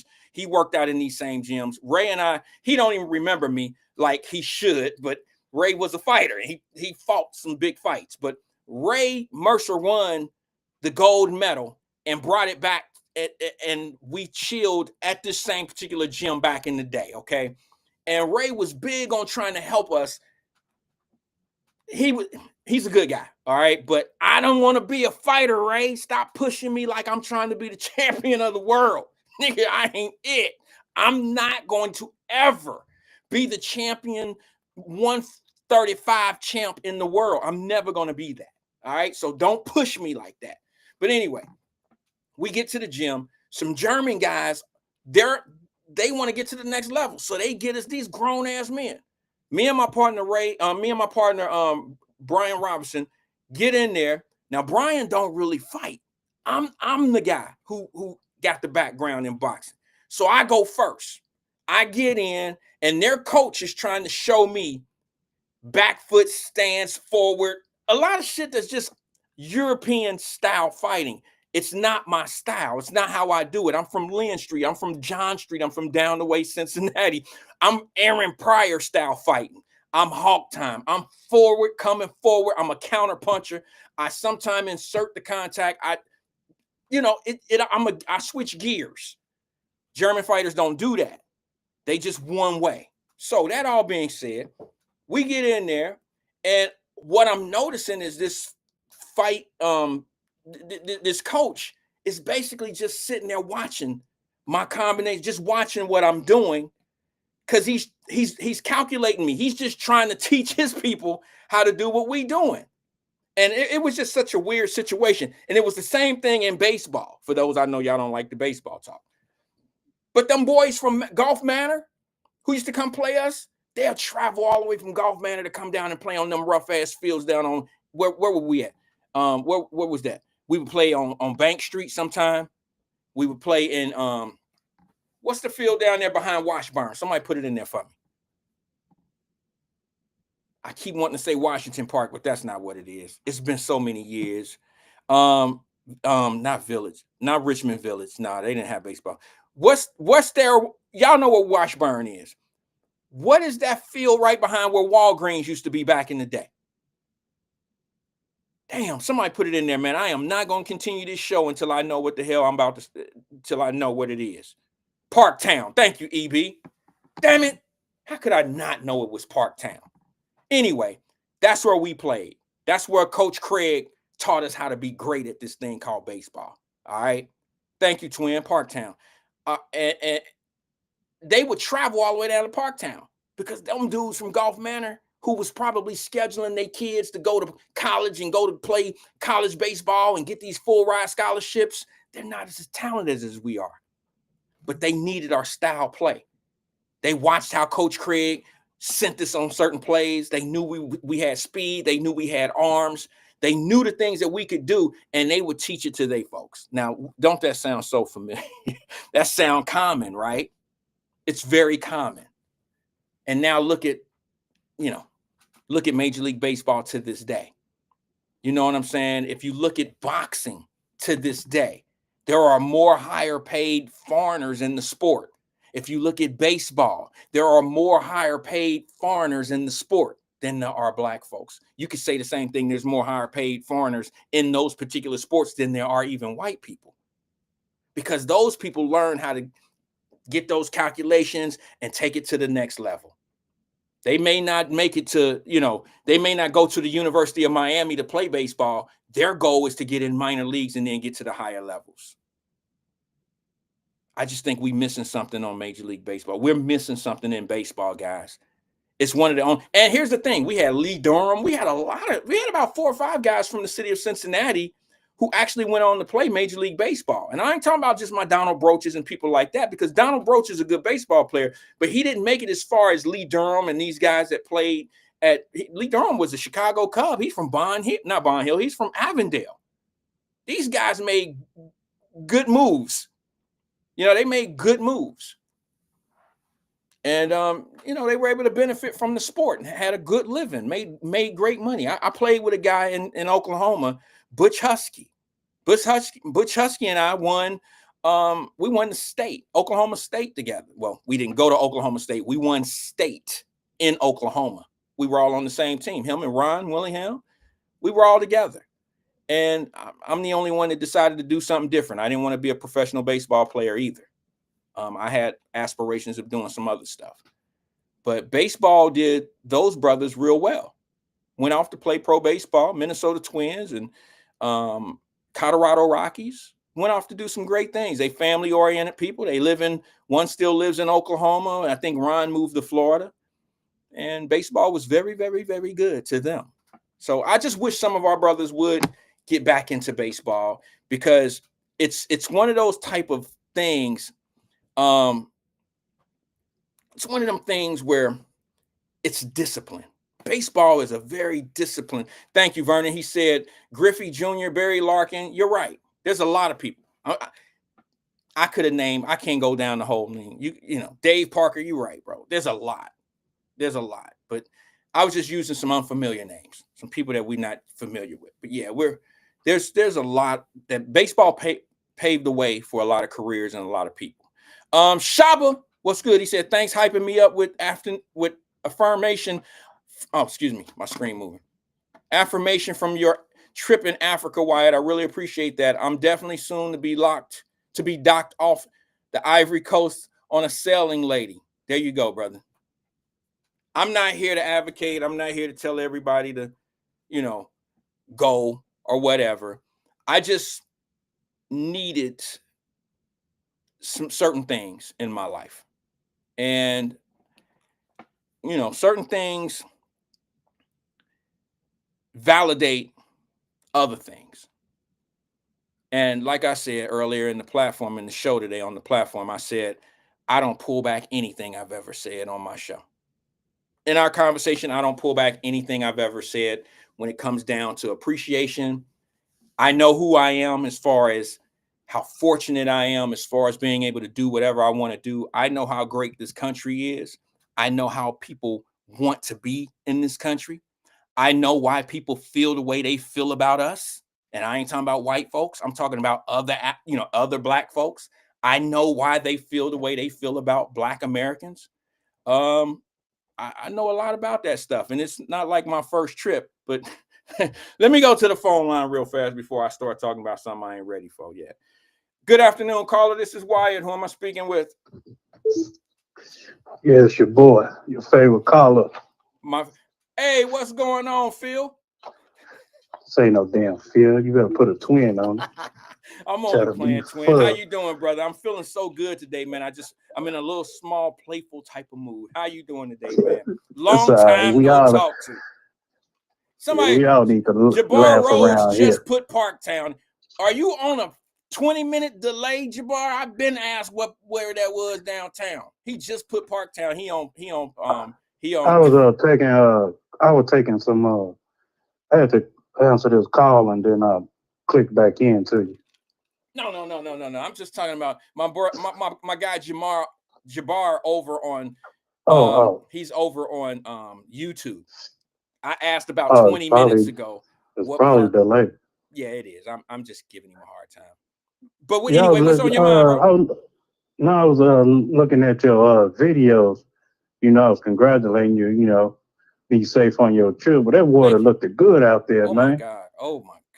Yeah. Man, Oh my goodness, from man. the scenes of it, my sister, she married to Nigeria Okay. and Okay. everything. And I was asking her, is it really like this? She said, no.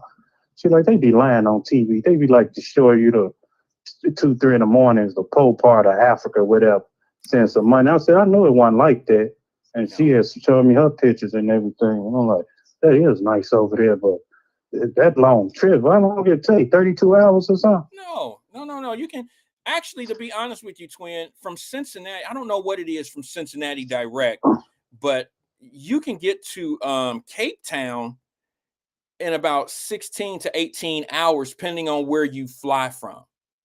You see what I'm Okay. saying? And then, like where I was in Zanzibar. And to be honest, bro, that's about 9 hours away from Cape Town.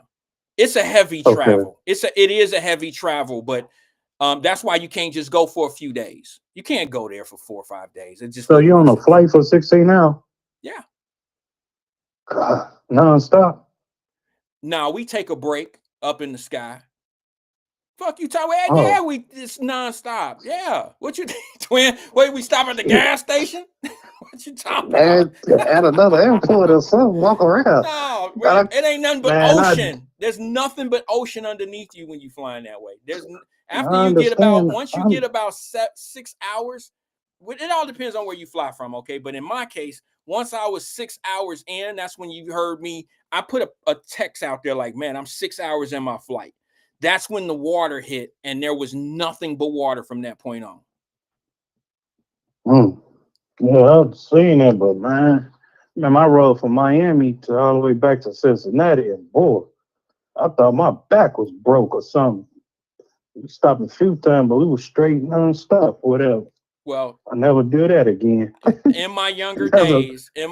days, we did that too. My best friend in the world, Carvel Robinson, he doesn't really watch the show, but Yeah, he lives in Atlanta. But in our college days, bro, I'm in Cincinnati. In the summertime, whatever it was. We're Midwest guys. He's from Detroit, but he was living in yeah, Miami. So whenever he would go to Miami from Detroit, he would pick me up because I'm like halfway between, he had to come through yeah, Cincinnati to get to Miami. So he would pick me up, we would drive down to Atlanta, you know what I mean? And in our younger days, twin, he would drive Detroit, pick me up in Cincinnati, it'll be a Friday, and we'll go to the club Friday night in Atlanta and get back on the road the next day. Or we would stay for Friday and Saturday and we would come right back. I mean, it wasn't no big thing back in the day. yeah. I mean, I did it one time, like stayed in Atlanta, and then I think Miami to Atlanta. I think about 10 hours. I want to say. Yeah. I mean, Uh, about I think it's about right, about 10 hours from Atlanta. So we did that, but coming back we did nonstop. yeah. And I said I will never do this again. You just talking about driving Yeah, from Miami to where? Cincinnati. Yeah, I had to stop. I mean, we stopped for gas and all Yeah, that. you had to stop. But Other than that, we was rolling. yeah, no. In my younger Yeah, days, bro, that would not have been a problem. I wouldn't do it no more though. No. Uh-uh. Nah, in my young days, Well, bro, we drove everywhere. Sometimes we would drive to Atlanta on a Saturday and come back right after the club. I mean, we were, we was that kind of cool. Like we had that type of time on our hands where we could go down to, and stay at a club in Atlanta right. till 4 a.m. and then get on the road from the club. Some of y'all old heads know y'all did that same shit, so don't judge me. I was gonna have one of the bishops call you. I didn't know it was coming. You was coming on today, really. So A you know me. bishop what? Uh, You had a bishop call what? I was gonna have a bishop call you. Have His a name Bishop Mir May. He used to play basketball back in the day. You can look him up. I don't I was fool with gonna. no damn bishops, bro. You say what? I don't fool with bishops. Ain't nothing wrong with that. I'm just But playing. I'm just chime kidding. in and They stuff. cool. They Put people cool. on game because They businessmen. I So talk to him, and if you look at him, his name is Bishop Amir May. why would You I have should this Google. conversation with him? Enlighten me. Tell me what's going on with the bishop. Put everything. It's about people being lost out here, and people keep on saying the effects is Trump fault and all that, but won't take accountability or whatever. But he was in the meeting though. He said I'll have to call him and chime in and see what he's talking about. What, he think I'm I'm gonna just argue not, with him? huh?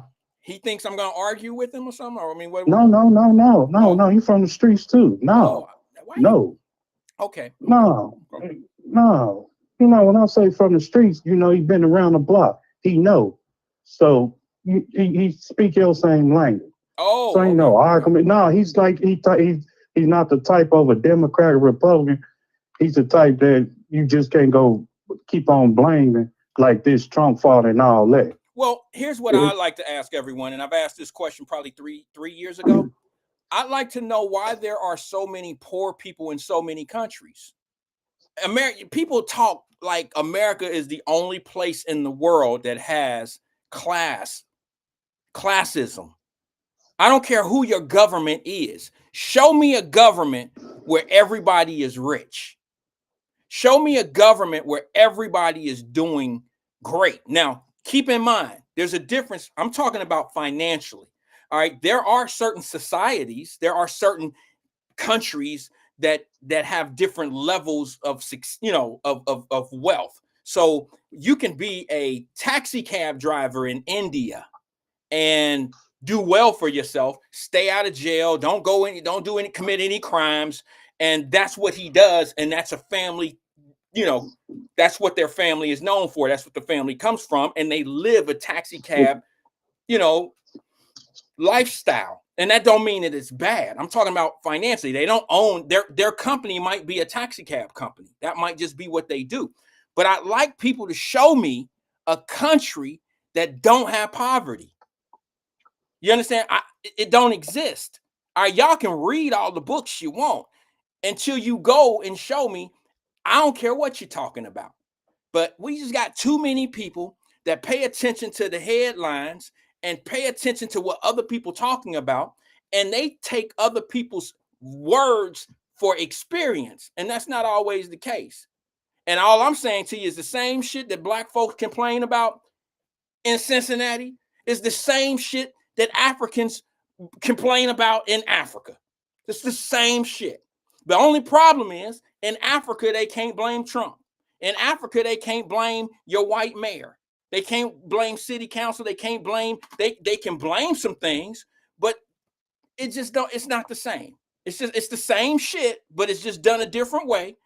And it's all wrapped up in the same thing. It's about choices. What do you decide to do with yourself? There's some listen, man, I was able to go to Zanzibar and visit schools. Like, I wasn't in there as no social speaker or nothing like that, but they don't let you take videos and pictures and stuff at the school like that. But I was able to go and watch a school, and they stay in school all day, all up until nighttime. And listen, a lot of them aren't going to go off to college. A lot of them are just being prepared to be a little bit more than what their parents were. And then some of them, those are the ones that got a couple of dollars. Then there's some that don't even get to school. They get kicked out, not kicked out, but they're removed from school because they have to help the family in their family business, or they're still farming or doing whatever makes their family function. And I'm sitting back and I'm like, I'm trying to figure out how people are surviving, doing things that way, but it's their tradition. It's how they do things. And they have no excuses, brother. They have no excuses. They love being who they are. They love it. And I'm cool with that. And that's what makes me I just think so differently when I hear people say certain things, bro. I'm so far gone with these folks that want to blame everything and everybody. I'm off of that shit right now, bro. I ain't on it no more. I don't care. If people want to feel that way, I'm going to leave them right where they at, man. Right. Until you go see some people that really ain't got shit like how you got it, stop commenting on how tough shit is for you. That's all I can say about that. Yeah. So it's not an uproar, but it's a movement about to take place. And I hope it do. I know you've been watching, social media. No, I haven't. I've been removed from it. I'm sorry, Twin. I didn't mean to cut you, but I've been removed purposely. I'm glad I couldn't get on internet. I'm glad I couldn't get online. Okay. Let me fill you in, though. Okay, go and ahead. Let your man about this. He's partner Larry Hoover, right? Yes, I Donald did. Trump. Yes, I did see that. Well, Okay, go ahead. okay. I'm gonna tell you this. The leader of the person that's control of a leader is an ex-convict, a young lady, Alicia Johnson. I'm sorry, twin. She's Can a you repeat that? she's a huh? Can you repeat that last part? I'm sorry, I couldn't hear you. I said a person that's control over the pardon. If the pardon czar is Okay. Okay. Alicia Johnson, Yes. black woman. Yes. Remember her? Yes. Years ago. She was Okay, she's pardoned. control over that. Yes. She got a list. Give it to Trump, and she can say who she want to pardon. Trump can agree with it. He can disagree. Yeah, I was gonna say she has to make a case. I mean, she's just not at free will doing what she wants to do, but she does have to make a case. She got a list. Okay. And it's up to Trump to make the decision. Hey, should I pardon him? It's okay if I do this? Oh yeah, go ahead. But let me tell you this: it's overdue for Larry Hoover. He been gone for 51 years. Only thing you got him on the murder, and he wasn't the one that did the killing. Dude just got out years ago for doing the killing. Okay. So under the old law, Wyatt, a lifetime is 20 years in Illinois. Okay. That's a that's a lifetime. Life is 20 in 20 Illinois. Years. Is he locked up in Illinois? He's out of federal. He's in state. Wait a minute. Twin, slow down a little bit. Help me, because I got to understand where we are in the conversation for me to look. Trump pardoned him, right? I got you. I just got a question for you. Is he doing state time right now, or is he doing Fed time right now? Okay, they found him guilty. What was it? 90s, I want to say, late 90s, early 90s, something like that. They found him guilty on federal charges, racketeering and all that. So they sent him a Fed case. They gave him a life sentence. So his federal charges landed him a life sentence, federal time, correct? Yeah. Okay. Yeah, because he was facing 200 years already on state. So they came with some bull crap after that. So they sent him to the field. Okay. Trump just pardoned him. He pardoned him. He's back in state custody now under the 200 years that he got under his belt. Okay. Gradually, under the old law, which he was under, they have to release him. It's up to the board, and it's up to Governor Prince. Really, Governor Prince can say, "Hey, you got to wake up and address how you can leave." It's up to him to sign it. So he ain't got to worry. He ain't got to worry about the board, really. How much? It's up to. Did these sentences run concurrent? I don't think so. I don't think that you run state. No. They didn't run concurrent. Okay, so he hasn't technically done any state time yet.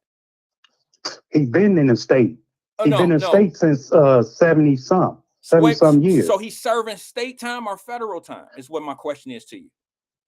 He went from state, which he was serving. Then they bumped it to federal after he caught some other charges they came up with.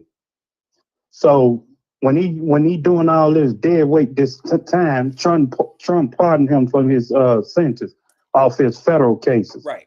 Okay, I know so about he bounced back. Trump pardoned him. He bounced back to what the state was holding. See, just like R. Kelly, he in federal custody, right? He got a state case. He got a federal case. The federal case make it a RICO Act and transport and trafficking. Mm-hmm. If Trump pardoned R. Kelly, he's still facing state case, right, which is 30 years. Okay. Which they can either run concurrent or consecutive. Either way, I don't know how it's set up. I know he got both ends. So if he loses if he pardoned him today, he still got to have that 30 years, something like that. Right. Well, no, he got sometime. Yeah. So he got the 200 years. Larry Hoover, he got the 200 years, but life sentence in Illinois is 20 years. He undid that twice. So it's up to Prince to let him go. My thing is this, Wyatt. You got a person that's over the border as a pardon czar, right? Mm-hmm. You got a black woman that's over there. Regardless of her situation, what she do, she got a testimony to live by, and she can, be a positive person to other people or whatever, an activist, whatever you want to call it. My thing is this: how you gonna get mad at somebody that did their time and turned their life around and not talk about nobody else? See, man, it's so messed up out here. Why you people hate for no reason? I've seen so much hate on social media, man, for no reason. That man did his time. He's overdue, man, to come home. I can just like if your relative was in there, you wouldn't be saying that. All of a sudden, when he's a murderer, he's a gangster. Man, he ain't never did nothing. Right. No, Prove to I me what he understand. did. Here's my Or thing, whatever. twin. I was just trying to do the math on the time. Guilty, not guilty, pardon, commuted, whatever. Let's just put all that to the side. I don't follow the Hoover case, so I can't. I'm just now trying to connect the dots to everything since it's been talked about Oh, here so recently. you don't know. See, I can't really, you one day you'll catch on, but I can't really go back and forth because I've been, knowing this since I was a shorty. Okay. So I can't really, you have to sit down and study it for yourself to see. I'm just saying, I don't know if this pardon that you're talking about that Trump gave Larry Hoover, if it really is, if it's let me just say, if it's really anything special for him. Okay, because it is very special, man, when you can't touch your own family member. No, really twin, don't go off on me. I'm trying to get an understanding of how his time is lined up. Because if he is doing federal time, briefly, how many years did he get on his federal time? Let me see. I think they gave him life on that federal, which is 20 and then they years. gave him 200 is from the state. Wait a minute. One at a time. You say they gave him life on a federal. They gave him life on a federal. Okay. Something like that. Okay. If I can recall, and then 200 years is like was he pardoned on a state case. Was he pardoned or commuted? I think he was pardoned. Okay, let's use your word.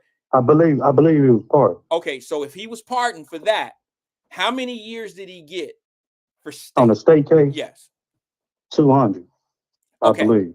All right. So he consecutive 20 years is like considered life under the old law. So if you get life in prison today, life is life. You ain't getting out, and you're not eligible for parole. But under the Illinois law, only thing Governor Prince got to do is sign that paperwork. He'll be released. That's all he got to do, because he under the old law. So people. Okay. Huh? Okay. No, I hear it. I'm just trying to figure out how much of that how much did he cut into the 200 years of state time? He never got out of what they call the good behavior and all that, and he been gone. He say 70. Let me see. I don't 70. Twin, I'm gonna have to read it. I'll be honest with you, brother. I don't know anything. He been in state since 70, and he got popped off again, racketeering and all that, orchestrating murders on the streets and all that. So let's just say this. All considered in what we're talking about here. Let's just say this. So what is the benefit? What was the benefit of what Trump did for this man? How does it play out? And what position is Larry Hoover in now where that was relevant to him getting out? Remember. No. Okay. Right. It's a growth development. He's put that way behind. His whole mindset from little Larry's telling the people and everything, his whole mindset, that's behind. He's about changing Chicago and putting them young niggas in play. That's all about. He advocating, man. All that stuff, it's only take, if he can be a leader of 300-some-thousand members, why come he can't be a leader now? Right. On a good note, though, a positive note. I agree with that. It's a whole chain. And see, Wyatt, let me tell you, it started way back during the 60s and stuff. The Black Panther movement, Malcolm X, Martin Luther King, it started with them. Because you know why? They got the gangster cyber got tired of the white folk and what they was doing. So they said, oh, we gonna form just like the Black Panther. Here's the thing. So that's how that started. I get all of that. And then it came gang affiliated with the dope and everything. That's how it broke it down, Wyatt. We could say the same don't understand that. We could say the same thing about the Black Panther Party, right? It started out being positive, and then some infiltrators got in, and it got to a point where people were starting to do things a little illegal to be able to buy things and do things and do things for the community. I just don't know if that's the way to do it. You see what I'm saying? I mean, that sounds kind of Monday morning quarterbacking a little bit, but I just don't believe that you take, you know, drug money to better the community, because it's kind of like an oxymoron. It's almost like it's like Nino Brown giving out turkeys to the same community that he infests with drugs. That just doesn't make any sense to me. It doesn't make any sense that you're trying to put money into the same place that you destroy in real time. That's just me. I'm not saying Larry Hoover necessarily did that. I believe that the best people in the world are the people that know the bad better than anybody. In other words, I think the best psychiatrist, or not psychiatrist, but the best person to get you off drugs is an ex-drug addict. If I'm going to go talk to somebody who used to be on drugs and they're trying to talk me down for being on drugs, I would probably, gravitate to that person a little bit better than somebody that's never done it before. It's just like somebody in the streets. That's why I give you your plug and give you your props, is because I believe that you're valuable to a certain group of people who would never listen to me about going to the joint. I ain't never been to the joint. You know what I'm saying, bro? I've never been to the joint. So a kid down somewhere would never really take me serious. But you got them battle wounds and them battle stories to be able to make that kid understand you can get to that kid before I can. So I believe, yes, Larry Hoover probably could do some things that nobody ever seen he him. Can because his name carry weight. He started it. He go finish it. He realized. He even said, "Man, I know I messed up the hood and I brought badness to certain people, a lot of people, but this a movement. This a change I'm about. It ain't no gangster disciple. It's about growth and development." But here's the problem. It's only take. If I started this, I can end it. Or whatever. I can his voice and name carry weight. Let me ask you something. From the Midwest, West and East Coast. How long has Larry Hoover been locked up? 30 Since years? 70 to 51 years. There it is, 70 something, some shit like that, bro. 51 years. Twin, I'm not gonna be the guy who's gonna try to destroy anybody's hopes and dreams and shit like that. I'm not that guy. I believe everybody can be great in their own lane, but I know kids of today. Larry Hoover, how old? Let me just ask. He about roughly how old? 74. You said he what? 74. Okay. They ain't listening to 40-year-olders out here. Who do you think Larry Hoover, who do you think he influences more than anybody? What age group? The youngins. The youngins being how young? Why you probably about, I wouldn't say the youngest. But his name go regardless of what you saying, we go agree or disagree. Regardless of what you say, his name carry weight. I'm not trying to do that. I know what you're saying, but soon as he hit the streets and the people go, no, hey, that's Larry Hoover. It's gonna be all about, especially in Chicago. It's about respect. It's gonna be in Chicago. That's it. I'm saying, especially in Chicago, the movement's gonna have to start where it started from. Chicago, and it's gonna hit the Midwest. Once it hit the Midwest, it's gonna go down South, East, West Coast. Come on, man. It's a movement, man. That's what happened in the late 90s, Wyatt. Let me tell you, to be honest with you, it was a movement about to take place. And what happened? Here come all the ministers and gubs and all them getting locked up with bullshit. Let me say something to you, twin. Go ahead, Wyatt. I love your passion, and I think you're right for feeling the way you feel. I'm talking about how the young folks have geared away from respecting elders and respecting movements of elders. It's not the same out here. And I don't know what gang activity you get one of them Gucci Mans or damn T.I. Like, man, listen to the brother, respect the big homie. He's there home. You go. I'm gonna use that example. I'm gonna give you a perfect example. Those guys are has-beens. Gucci Man ain't putting music out. T.I. ain't putting music out. They're talking to a crowd of their own age who is not relevant in how these streets are moving anymore. I'm just being honest with you, bro. And I'm going to tell you something. You know how many Me Too ass niggas out here, man? These young niggas follow the leader. Okay. You know, the only thing you take, let Lil Wayne put Drake or one of them. You know what? Bring on Larry Hoover. You think they ain't go rock and be a movement? Bro, you know what leaders you know who they following? They following them young ass rappers who putting it in that drill music. That's their inspiration, bro. That's who they following, twin. You should know that. All I'm saying to you is this, bro. These young dudes are not looking. It's okay. Look, let me just say it to you in another way, bro. I'm gonna take the gangster out of this shit, so people won't think that I'm just trying to be on some gangster shit. I'm gonna say it in a respectful way, and it's like this. Even kids that's on a straight and narrow are not listening to their parents. They're not listening to uncles and all that shit. They're more engaged with social media, and that's what's leading them, even if they're on a positive note. Us parents that's been in our kids' life for every day of their life, they don't respect us like they did back in the day. They always got the answer or know something better than what we teaching them. And I'm saying it's the same way on the streets. Larry Hoover ain't gonna have no say so out here, bro. Because if he was like that, he would be doing it from the joint.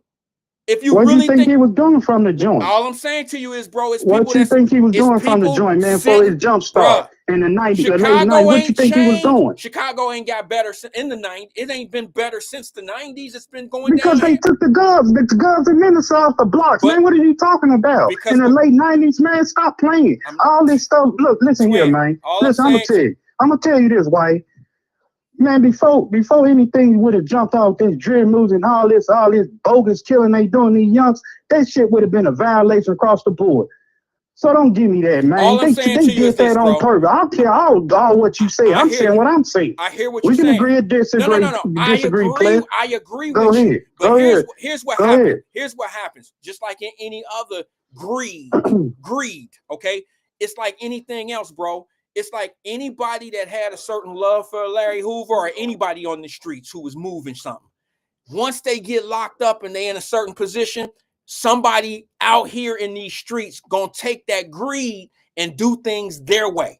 Okay? And that changes everything. And that's what you're right. And that messes up the whole scenario. Exactly. And the proof is the fact that Chicago has not gotten any better. And it's not because Larry Hoover didn't want it to. It's because he didn't have the ability to make it happen because his name ain't doing what it should have been doing. It ain't doing what it's supposed to do.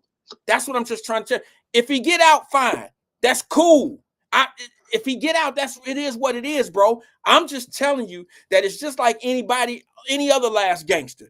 Gangsters, look, bro, let me just say this without putting a name on it. You will appreciate what I'm about to tell you. I grew up with one of the dudes in the city of Cincinnati that was moving things. You understand what I'm saying to you, bro? Like he was moving shit. Yeah. All right. He then did a little bit. He did some things. His name was his name was ringing this and this and that. He went home. He went to the joint, came home, got home, and it was never the same. He was never the same that he used to be because these streets take over. Okay, what year he got out? Oh man, if you can recall. Let me just say this to you. He was getting. What year he got out? Okay, I'm gonna help you because I can't tell you exactly what year he got out, but I'm gonna help you have understanding what I'm talking about. It was past 2000. It was in the 90s when they got out. When they were getting money. Okay. Okay. And what I'm saying, you didn't let me finish. Let me just make this one point, and you can have the floor. I promise. He was getting money in the 90s. Okay, that whole pretty much that decade. That's when that's the crack era. And let me just say this to you, bro. When he got home, he fizzled out, and them boys he couldn't go to a crap game and say nothing without getting shot. He got shot in his ass. Some of y'all might know this guy in the city of Cincinnati. He got shot in the ass at a crap game, and he used to be the real deal on the streets. But these younger dudes don't care about how you used to be. They talk about who you are to this day. And if you're not the plug to them now, you ain't shit to them ever. That's all I'm telling you. And I'm in this business. I see the criminality. These young boys don't care about nobody that ain't doing nothing for them. And them words don't get them paid. They ain't listening to them words, bro. They listening to people that can put some money in their pocket or that's moving something for them. That's all I can say. And I'm not saying, look, like I said, bro, with all due respect, if Larry Hoover get out, fine. If he don't get out, fine. Here's the thing. I know he ain't going to come out and be no criminal. He's 70-some years old. So I'm a firm believer. It's the growth and development.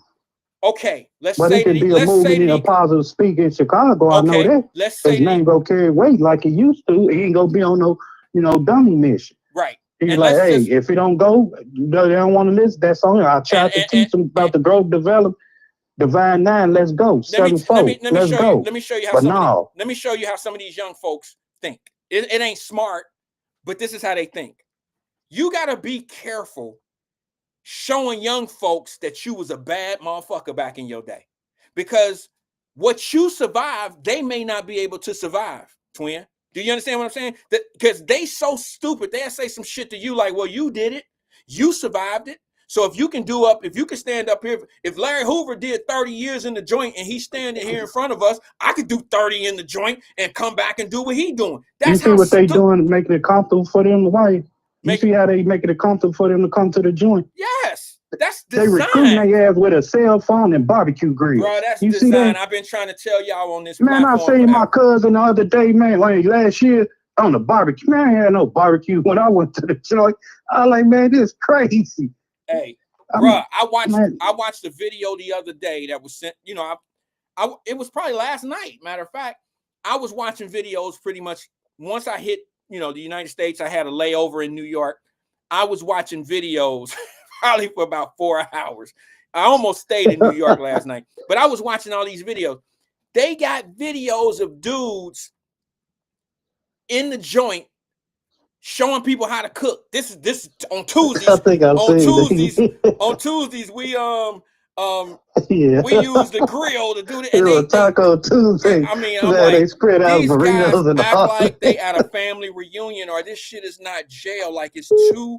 Look, I wouldn't trade my life obviously for any of that, and at the same time, I don't necessarily think they should be, you know, just sitting in a shoebox with piss in it. I don't feel that way. But at the same time, if jail is not a deterrent, then what is it supposed to be? Is it just time for them to just be off the street? No teaching, no learning, no deterrent to not want to come back. It's called a babysitting daycare to me. It just seems like it's time for people to just be off the street for a little while. Like, okay, we're going to give you 16 months. And then when you get back, you know, if you get caught again, we'll give you another 16 months. Oh, well. But there's no deterrent other than the fact that, okay, I won't be with a woman. For some of them, that's not a problem. I don't have to get up and go to work every day. For some of them, that's not a problem. Some of them, if they go to jail, they miss their family. For some of them, that's not a problem. You see what I'm saying? Like the things that are a deterrent for me, I can't do 30 days in jail because I got shit to do tomorrow. A lot of them ain't got shit to do tomorrow. So it's not a deterrent. We got to make prison more of a deterrent. Now that's coming from somebody that ain't never been there. So some people that's been there might be like, well, you think it's tough or you think it's easy. No, I don't. I know it's not easy. It all depends on who you are. It depends on who you are. There's some people that can go do 5 years standing on their head. I mean, don't give fucks. They ain't missing nothing, and they gonna be as bad as they are on the street. They gonna be that bad in the joint too. They probably got more pull in the joint than they do out here on the streets. So for some people to do 5 years is nothing to them. All right. For me, I can't do 5 days. You can't get me to go no more, Wyatt. Well, I'm cool. I'm just saying to you, bro, jail has to be, it has to be something involved in jail where, you know, you're going to have to find a psychological point for some people, because whether y'all like it or not, there's some people that don't. Look, I know a dude. I don't know him personally. I just know of this dude. And it's crazy because I lightweight had a beef with this dude, and I didn't know who he was. A dude up in Middletown. I lightweight had a beef with this guy. We wasn't really beefing, but I just was treating him like, oh, motherfucker, you from Middletown. You ain't gonna do shit. I treated him that way. And then about a year later, he ended up getting caught for a murder. A year later, somebody hired him to murder somebody. And you know what this guy got? Take a guess on that, twin. He told on the 13. dude. He told on the dude that hired him. So how much time do you think he got for murdering somebody for hire? I don't, probably 13 to 15. This was in Ohio. He got a dime. And you know what he said? You know what he said? You know what he said? I could do that. That ain't nothing. He was 20. He been institutionalized. He was 22 years old. Been in and out of jail. He got a case at 22. He said, I'll be 13 and I'll be 32. That ain't nothing. Yeah, all right, twin, what else you got, bro? Man, that's all I had to say, man. Oh, Governor Prince let him home, man, because I'd rather see him, home than dying there. Even he good in state penitentiary, but hey, ain't nothing but like freedom, man. That's all. And then people just hate for no reason. And then, now they against PG Sinfield because he got pardoned by Trump. So people just mad for no reason, man. So it's too much going on. Well, All I right, don't Wyatt. know. I think that's another thing. I'll talk about that one day. I can't wait to talk about that because, I'm gonna be fully loaded when I jump on PG situation. Okay. Because I see it's been ghosts, it's been quiet, it's been crickets on it. I mean, just because you mention it, don't mean it has been talked about. All right, Yeah. that's just no. It needs to have. They We what need to have a they say conversation. I've been reading on statistics should do they say he might be the starter. I hope he is. Yeah. What you think about the last point? What you think about that game, man? What You game? think the Knicks should have won it all? Nah, hell no. The Knicks ain't gonna never win no world championship. The Knicks, come on, man. Indiana will I get knew you one. were gonna say that. Indiana will So get one before the Knicks ever will. you think that OKC was gonna take it all away? I'm an Indiana fan, so I'm not gonna bet against Indiana. I think Indiana. I mean, OKC is a good team. They're young guys, man. But I've gone to some Indiana Pacer games over the last few years, and I'm considered a Pacer fan because the stadium is only an hour and 5 minutes from my house in Cincinnati. Right, So right. I go to Pacer games whenever I want some NBA in me, and then I've gone Well, to a couple other Fever last games. game I went to when they, the Bulls, they beat the Bulls. So That's because the yeah, that was Bulls the ain't no last. good, bro. I wouldn't even say nothing about the Bulls if I were you. You said what? Next caller. Next call. Yeah, The it's Bulls cool. ain't It's been cool. good since. We got y'all come November 2nd, though. All right, I'm in the building. we'll see. All right, Bengals brother. and the Bears. Oh, get out of here. All right, Don't bro. mark that on your I calendar, ain't sir. talking football with you ever in life again, bro. You said some crazy shit. You said they was gonna go 17-1, some old crazy shit. 15-2, player. Okay, you changed it after they took their first 2 losses. So that's Hey, why you changed our it to coach, that. one of the coaches, we had problems, man. The FBI was knocking at his door, All right, brother. All right, I gotta All right. go. All right, appreciate you, Okay, twin. well, be Thanks, man. safe, All right, man. later. That was twin. Y'all already know. Yeah. Listen, let me tell y'all and let me explain to you what I'm saying to twin and why I let him do all of that. I'll let him have his piece and let him talk about Larry Hoover because believe it or not, I don't know if I've ever had a conversation with twin over the years that I've been talking to him, probably a couple years, and he's never brought up Larry Hoover. Like I don't remember ever having a conversation with him where he hasn't brought up Larry Hoover. So why not give him the time that something finally relevant happens? Because all these years that twins talked about Larry Hoover, it's never been relevant. I'm just being honest. I mean, isn't that fair? That's fair, right? The man has called here and talked about Larry Hoover almost every call, even if it was 30 seconds or 5 seconds. He's brought him up in his argument about Chicago and Chicago crime and how Larry Hoover was the head of this, but he was flipping over and doing some other things. And they gave him these charges because he was changing and starting to do some things.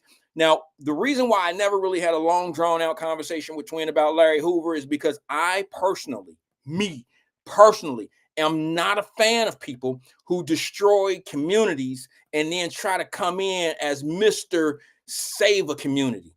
You can't set a building on fire and then be the fire department that comes put the fire out. And just because 2-3 people out of the 50 died, you're still a murderer.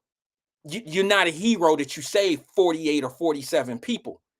You killed 3 people.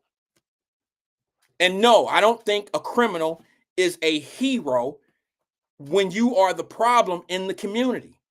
Now that's just speaking from a criminal's point of view. Like he is the reason. He's a big part of why the problem is where it's at. So no, I don't respect that. It's no different than I don't respect people who don't tell the truth about the problems in the community, who want to try to be the hero, even though you didn't create it, but you know better than to treat it the way you treating it. Like some of y'all who want to try to act like there's no real problem. Oh, it ain't enough of us that's doing this. There ain't enough problem here, so it ain't no real thing. Or to me, common sense never kicks in. And I have a problem when common sense don't kick in. For some odd reason, people want you to believe that your common sense is not really common sense. They want you to believe that you're out of pocket for feeling the way you feel. And that's why a lot of people are silent. They're not sure if how they feel is right. I ain't never really been that way. I've never been the type of dude that you can make me feel shitty because of how I feel about a situation. If I feel that way, if I'm one of 10 people that don't feel that way, I need to surround myself with 9 other type of people. Maybe I'm wrong, but I'm going to find some people that's going to be wrong with me because I'm going to feel comfortable in my thoughts. I don't just randomly, I'm not going to wake up and just feel a certain way without feeling that way for a reason. You understand? I got to have a reason to feel the way I feel. I'm not going to just like I didn't want to give Twin how I really felt about this situation all the way because I hadn't read the pardon. I don't know if it's commuted sentence. I don't know if it's a pardon. I haven't read the situation. I don't know how much time he was faced. I don't know enough about it to be like, well, he don't deserve it or he wasn't going to do right anyway. I can't speak on that. I don't know enough about the situation. So I just let him know the things that I've seen in that area of people coming home from the joint after being the baddest motherfucker in the community, and they come home and they ain't what they used to be because things change out here on these streets. And for some odd reason, it's not just the streets. It's like that in a whole lot of things.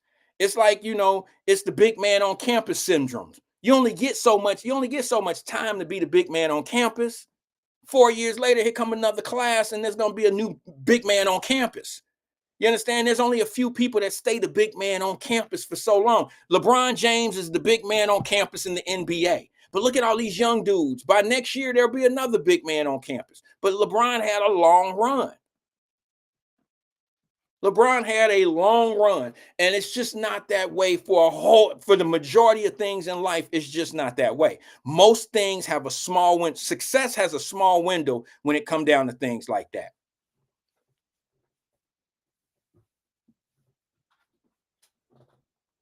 And all I can tell you is if you think that Larry Hoover is going to come home and he's going to change how these young boys is moving out here in these streets, he's not. He's not. And the reason why he's not is because these young boys don't even pay attention to the dudes that respect Larry Hoover. They don't. It's like Larry Hoover is probably respected by 50-year-olders and up. I'm talking about that street respect. I'm talking about that cred that they had, that street cred shit. 30-year-olders and under, they ain't gonna be listening to nothing that man talking about because they about their paper. And if he in the way of their paper, then they gonna get whatever's in the way out of the way. And these younger dudes that they call leaders in the community or these captains in that gang shit, they ain't gonna let Larry Hoover mess up their game. They ain't got nothing to fall back on. These ain't college grad motherfuckers that chose the streets. And when the street shit run out, well, I'll just go to my job. That ain't how that shit work. What they doing is their job. And they're not gonna let nobody get in the way of what they doing. Especially, so what? You started it. I'm gonna finish it. That's their attitude. That's how it go. So I don't know what y'all expect, or these Larry Hoover people. I don't know what y'all expect. I don't know what y'all expect is gonna happen. I'm trying to do the math on this sentence, and I'm trying to see, you know, from what I'm hearing and the little bit I've seen. I was reading a little thing at the airport. If he got 200 more to go, how's that ever gonna work? How are you gonna get out? He's 70. What they gonna say? Okay, we're gonna let you do 10% of the 200 that you got left. So he got 20 years. Oh no. Let me go back to the phone lines, man. Maybe somebody can tell me a little bit more about it. Good afternoon, caller. This is Wyatt. Who am I speaking with? Hello, Mr. Wyatt. This is CK, the Cincinnati King, calling in, sir. CK, what's good with you, brother? I'm glad to speak to you. You've been going for a long time. Okay, It's bro. been a long time. Okay, you got us on a speakerphone or something, bro? No. I'm sorry. I was on the elevator when you called me, sir. That's all it was. You was on the elevator when you called. Oh, on the elevator. Okay, bro. I was on the elevator when you called. Red-handed, sir. So you're back. We missed you, but you're wrong. You're freaking wrong.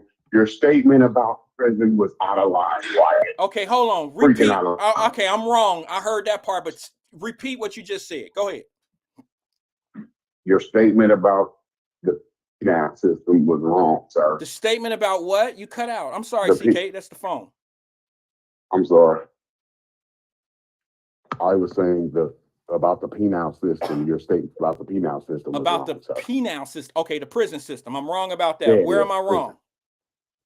Sir, no man wants to smell booty hole, man butt, You and don't know that. socks and feet. You don't know That's that. how prison smells. Okay. And I guess and I can tell you this right now, brother. There's some people that can deal with that shit. No, you said 5 years. Nobody can. If you go in there, no, you can't do done. 5 years. Nobody can, sir. No, you're right. I can't. You can't. But you can't speak for everybody. No, we are the same. We don't. No, we nobody not the can same. do it. They make us do it. So if they grab you, they come in your house and Mandela, you're gonna do it. That's what prison is. No. Nobody can do it. They're forced to do it, sir. No. We all know that it's a forced thing. Nobody's gonna just handcuff themselves and sentence themselves to 5 years and go do it standing on their head. What I'm telling you is there's people that make decisions prior to even knowing that they have 5 years. If you're making the decisions to do things in life that could send you to jail, that means that you can do the time, right? No, it does not, it sir. Don't? Oh, okay. Okay, remember, sir, Okay. I'm about to get you now. Go You know ahead. we have Go been ahead. sparring before. Go ahead. And it gets real when you're dealing with intelligent African-American men. Yeah, and I know now, I'm dealing with one. But some of us have egos where we think we cannot be defeated. And this leads to incarceration. Sometimes the world has to teach you, nigga, you don't know nothing. So at what point do you know? Okay, let's say for instance, I can't do any time, you can't do any time, but I do something that gets me 17 months or 24 months in the penitentiary, and I go off and do that one bid. Now I should be on a straight and narrow at that point because I really can't do time. But I go out on the streets and continue to do things that's going to give me more time. So what sense does that make?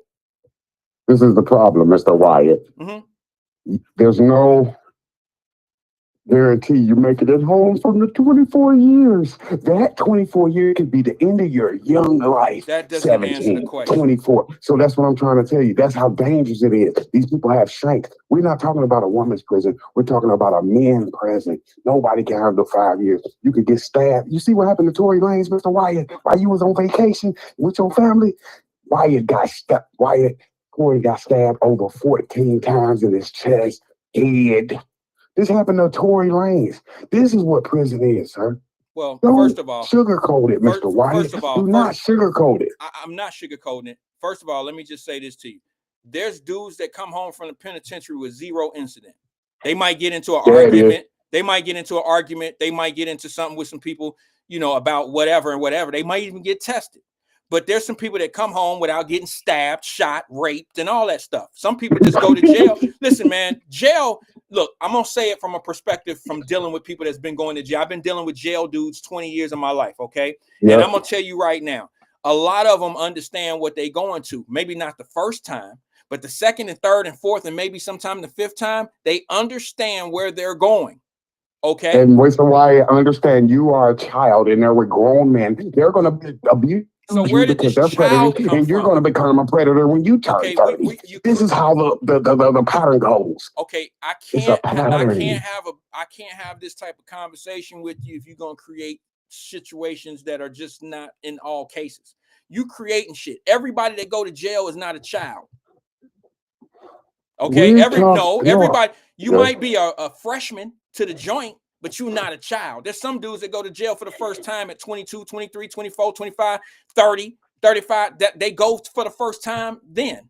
So everybody's not a child that goes to the joint. Oh, sir, let me be honest with you. And you know this, when I tell you facts, they are true. We are only, 16% of the state, but we are over 50% of the population in prison. 53, to be exact. You said 53, sir? 53. Thank you, in Ohio. So in Ohio, I'm sure you're calling. So my point to that is, if you are a white boy going into prison, you are a minority. You are a real good chance that you would be abused because of who you are. You might know it flipped around on you. So a lot of them get abused in prison just based on the race alone. Let me tell you something, Because brother. of Let me tell you something. Sorry, I had to take a sip for this one. Yes, sir. The joint is like the streets. I got plenty of friends, plenty of people I've known my entire life, okay? Some new people that have no problems when they go to the joint because they mind their business, they do their job, they go to work, they do whatever they do, they mind their business, they run in different circles. The joint is just like the streets. Anybody will tell you that. If you involve yourself in criminality into the joint, you find yourself doing the same type of street running and all that shit in the joint, you run into them same goons. Okay. Oh my God! Why are you being so irresponsible? If you are prison and he out here, you could hide. And prison is gonna find you. You can't just mind. There are ways, business, sir. Bro. Come on, CK. You ever been? Can't. CK, I'm gonna ask you a question. Come for. Hold on. CK, have you ever been to the joint? Yes or no? I have not. Shut the front door then. What are you talking about? Bro, there is so many ways. Wait a minute. No, I'm going to tell you this. I'm going to educate you. You just like one of them brothers that be talking that shit on the radio, talking about Africa all the damn time, and they never ain't been on a ship, let alone been to Africa. But all I'm going to say to you is this, bro. Listen, man. Listen, wait a minute. We both ain't been, but we both know what it is. No, you don't have to go to hell to know you're going to burn when you go in that bitch. Touche. I've never been there either. But here's what I'm going to say to you. There are places that you can hide in the joint. And if you don't, you just said something that's not true. Stop saying you speaking facts when you're not speaking facts. First of all, if you're a white boy and you go to the joint, you can hide through the white supremacist groups. If you're a black dude and want to hide in the joint, you go to the Muslims. If you just go in there and mind your business, you ain't got to have no confrontations with none of them street dudes. They got enough shit going on in the joint that they don't need anybody that ain't got nothing to do with all that street shit. If you didn't been out on the streets running around, running amok, killing people, you probably didn't kill somebody's cousins or something. Now you got to duck and dive and get in with somebody. It's no different than out here in the streets, bro. No different. I got dudes that may have had to defend themselves verbally and say, man, I ain't rocking. I'm not a Crip. I'm not a Blood. I'm not in the gangs. I'm not this. I'm not that. And then what's understood is understood. But you keep making it seem like everybody going to get raped and all that old shit. Hold on, Mr. Wyatt. Hold on now. You just used two examples now. You know you in there with an excellent mastermind. Now listen now. Okay. Boom. You just said you join the Aryan Brotherhood, sacrifice. You sacrificing your manhood because they ain't gonna just let you in there without giving up that you know what I'm saying? That's that not white true, pink thing. Yeah. They make you do other Muslims, things. Okay, go ahead. They make you do other things. It's not always about sexual favors. It's all about that. What is no, it's oh my God, bro. A house full of men. You know what? I ain't mad at you, bro. Somebody done scared the shit out of you about joint for sexual, like you were gonna go in there and get done in sexually. And if that was the deterrent to keep your ass out of jail, they did a great job, and I'm happy for that. So everybody know that's on CK level. Do not go to the joint because if you go to the joint, you will be raped. That would be the deterrent that I need. Okay, I'm gonna be honest with you. But that's not the deterrent. If everybody felt the way you felt, the jails would be empty unless they want to be raped, right? Listen what you just said. You said the Aryan Brotherhood, then you use the Nation of Islam. Okay, so you sacrificing your manhood to get to the Aryan nationhood. Then you sacrificing your religion, which is big now. We know we grew up Baptist. So you're going to give up your whole Jesus Christ for Allah. So now that's a fraud, and that's dangerous. You can get your life took playing with your religion like that. They catch you eating some bacon or eating some pork chops in the joint, they're gonna cut you in. They violent too, right? You act like you just safe because you with the Muslims. You can get killed too. No. Betray them. Betray them. It's too many of them. They get down too. So you act like they don't get down? They solid, bro. All right. If you get there, if you're a Muslim in the joint, you disrespect them, you can face murder. Well, first of all, they're not just letting anybody in. Okay, right. They understand what's going on. Okay, they understand it. They understand. But my thing is, if I am a guy who wants to change my life, there's nothing wrong with becoming a Muslim in the joint because it's about purity and they trying to change people. Okay. But when you're faking it, sir, that's what I'm saying. That's when it becomes dangerous, and then people catch you eating some bacon. You gotta understand. If I'm using that as a defense mechanism, that means that's not in my heart, and that makes it dangerous, sir. That's what I'm trying to say. Yes, people do that, but people get killed behind that too. You can't just say, "Oh, I'm a join the Muslim." You better really be a Muslim. You can't just join it for protection. And you know this, Mr. Wyatt. You know this. Okay. I think you really just trolling right now, bro. Oh my God. Listen, and what you said about the Indiana and OKC was mind-boggling. You talking about Caitlin Clark is not finna beat no damn Kevin Durant, Russell Westbrook, and James Harden. Are you serious? That girl, she's good, but she's not good enough to beat no Get NBA. off the phone. Get off the phone right now. What? Hang up right now. I'm What through, you talking bro. about? You about to make me go back at it. I'm about to call my What, wife. Mr. Brad, so I Wyatt? need another flight out of this month. You Why? talking about the WNBA versus the NBA. What are you talking about? Why would you pick the West Coast? Yes, I was just sorry, sir. But CK, why you would gotta you go. pick the CK, okay? Why would you you just gotta tell me go. real quick before you leave? Go with the West Coast, sir. Remember this call. I'll pick OKC, sir. Okay. All right, man. And they gonna be Caitlin. They man. gonna be Caitlin Clark come Thursday night, right? Yeah, I think we got OKC. I think okay. Well, I mean, you picking Indiana, I'm picking with the West Coast. You do we gonna know that settle this next week. OKC Thunder are men and Caitlin Clark is a woman. You do know that, right? Yes, she does hit threes, but their dominance, Okay, I think they're gonna that's sweep enough. her. All right, we'll holler at you. We'll holler, CK. Yes, sir. All right, man. Yeah, I ain't on that shit. He trolling.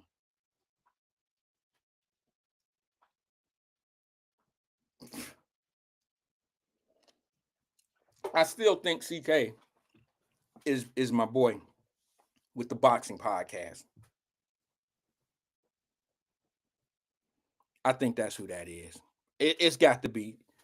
It's got to be him. They sound just alike, and but the boxing podcast guy is way more. He understands he understands boxing well, and he knows he CK just threw me for a loop, guys. I'm sorry. I mean, I was really I was zoning out when he was saying some of the shit he was saying anyway, and then he jumped into the WNBA and the NBA. That really zoned me out, and I'm like, bro, I got other shit going. I mean, come on, CK, don't do that. God. Okay. I don't know. Anyway, jeez. My bad, y'all. Sometimes I wonder why. I just wonder why I even do this. I wonder why. No more wasted time. I was going to talk about this today anyway. I'm not wasting my time on, and I don't want y'all to think this is going towards CK.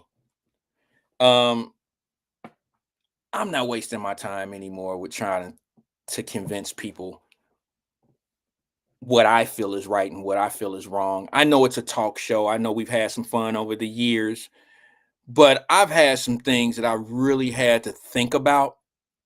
And sometimes things happen in life so you can see that how you feel is just, you're right. It is where you're supposed to be in life. You are thinking properly.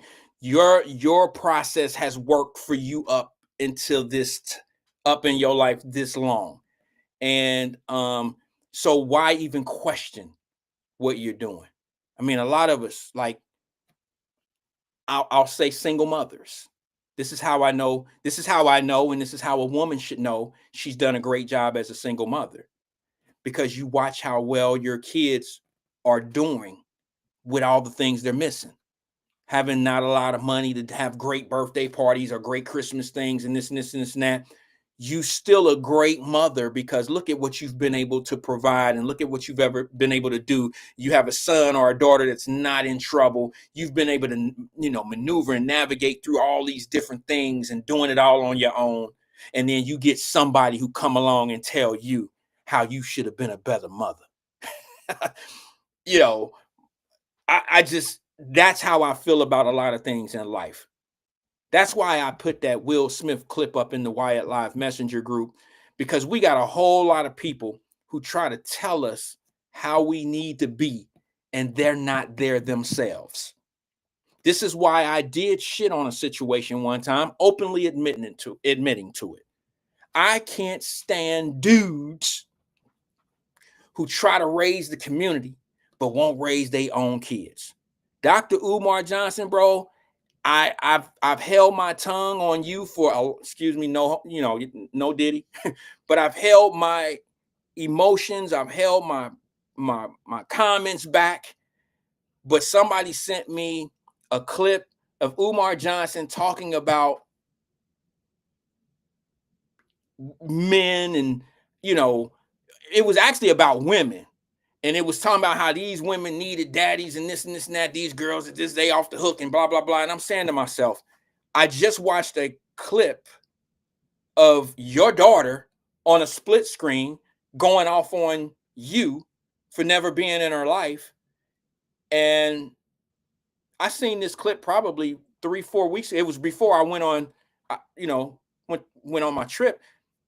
And I'm saying to myself, bro, you have no credibility with me, because how are you going to try to take care of all the black people in this country and tell us how to make left turns, when to make a right turn, how to go straight, how to do this, how to enrich our neighborhoods, how to do this, how to open schools, how to do this, how to do that? How are you going to be the face of that when you don't do it yourself? And there's a lot of people that buy into that brand. I'm sorry, I got to say what I got to say. There's a lot of people that buy into that. And the reason why they buy into that is because he used gravitating words. As soon as he start talking that black king, black queen, black this, black that, my females, caramel this, these are engaging words. These are words that pull emotional people in. And then he gets your guard down.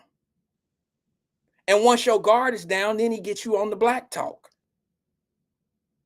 But he's still black, and his daughter is still black, and his black daughter is still going through a situation. And then he got black baby mamas. He is exactly the problem that he don't want to talk about. He is the problem of everything. You can wrap it all up in one. You can roll him up. You can roll him up. He is exactly what he talks about. Ask him how many people he employs. Ask him what his staff consists of.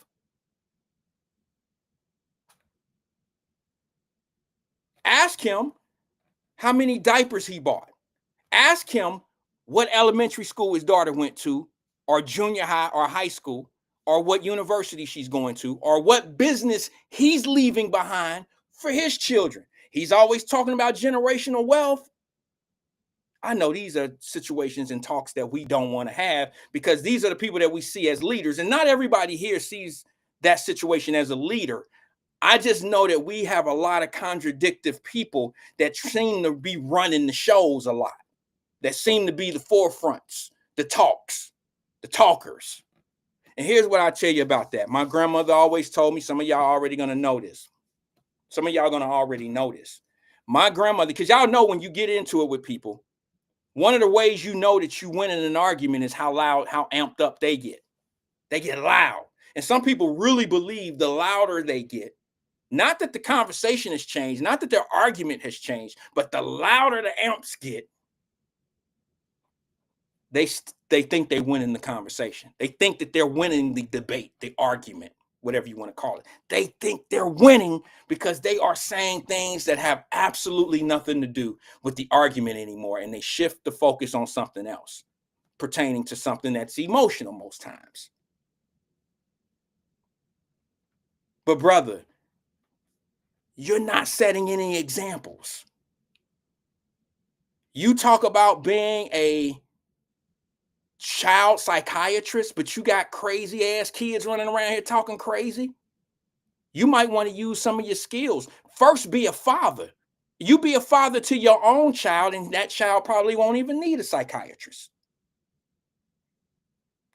Some of these guys in our community that call themselves community leaders and community people that's going to change the community and change these little boys that don't have daddies, try being a father to your son first, and then you and your son go try to recruit little boys out here that don't have a daddy. Try that way. But to simply be out here thinking that you about to change how these kids are doing shit out here, and your ass on child support and behind on child support and got shit going on in your life with your own kid. Your kid don't respect you. You ain't never raised that. Your kid now got grandkids and you don't even really see the grandkid. I mean, there ain't nothing worse. Y'all got to understand, this is touchy for me because I'm from that. I had a father that knew that I was down on Bank Street playing ball, but he was at the pool hall.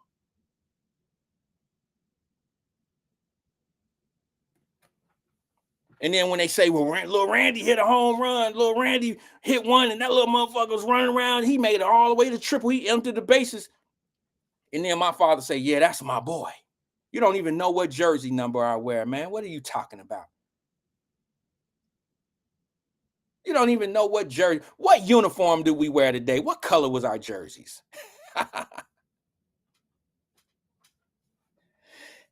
That burns a hole in me when I hear people do that. And here's the thing, it's all just a play.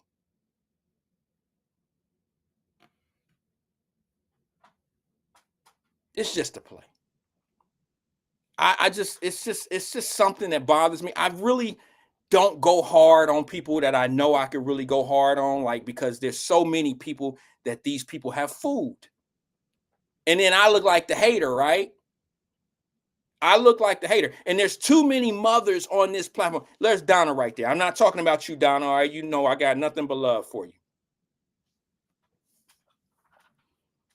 There's too many mothers on this platform that can relate to exactly what I'm talking about because they've done it. They've done it on their own. And don't get it twisted, ladies. It's not always the man's fault that you're doing it on your own. We'll have that conversation maybe today. I don't know. What time is it?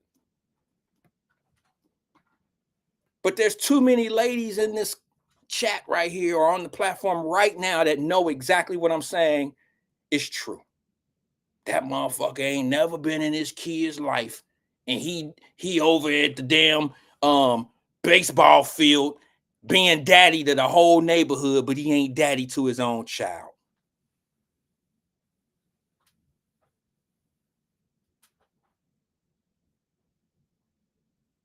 I bet you there's some ladies on here right now that have said that. Maybe not out loud, but they've said it.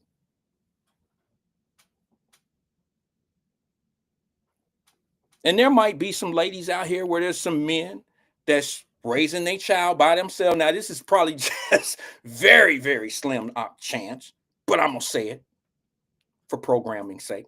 There's probably some daddies out here raising their daughters or raising their son, and the mama out somewhere fixing lunches for the homeless, but she ain't fixing shit for her own kids or banging her own son, ain't been to no PTO meetings and all that old shit. Don't know none of that. Fellas, let's just be honest. That's like in the 5 percentile of the point that I'm making. Like, that's very, very unlikely. But we know we've dropped the ball. I ain't speaking for all of us because some of us have handled our business. A lot of us have handled our business. But we got a lot. We got way more. When you have a group of people who have 70% of the men are not raising their children, that's a freaking problem. And I know I'm going to say something that I'm probably going to regret one day, and not because I give a shit about what somebody says. I might regret saying this because I might be stepping on maybe a friend's toes, not on purpose, but there's nothing in this planet more selfish from a man than to have children with other women, and then you don't take care of none of them kids that you seeded, and then you go take care of somebody else's kids with another woman. Unless you and that dude have an exchange, y'all do a kid exchange. Like, look, man, me and Teresa gonna kick it. I know you and Teresa got 3 boys. Me and Felicia over here got 3 boys. You like Felicia, okay? Like, I'm take care of your 3, you take care of my 3 or 2 or whatever. Unless y'all got this understanding, and y'all know how ridiculous that sounds. Well, that's just how ridiculous it is when I hear dudes who don't take care of their own kids, but yet they go get this girl and she got 2 babies by 2 different dudes, and he taking care of both of them kids, and he ain't doing nothing for his own kids. And y'all can say whatever you want to say about me, but y'all know for a fact that shit is happening. And we wondering why them 2 kids, who this man, he might have got some love. He loved a mama. He loved a mama because, number one, to take on those type of responsibilities, to say, I'm going to be with you, baby, and I know you got 2 kids with 2 different baby daddies and shit. Now, I know that I'm going to have to deal with them dudes, maybe. Most of the time, they ain't nowhere to be found or whatever. But in most cases, there's something that this man is going to have to go through raising somebody else's children.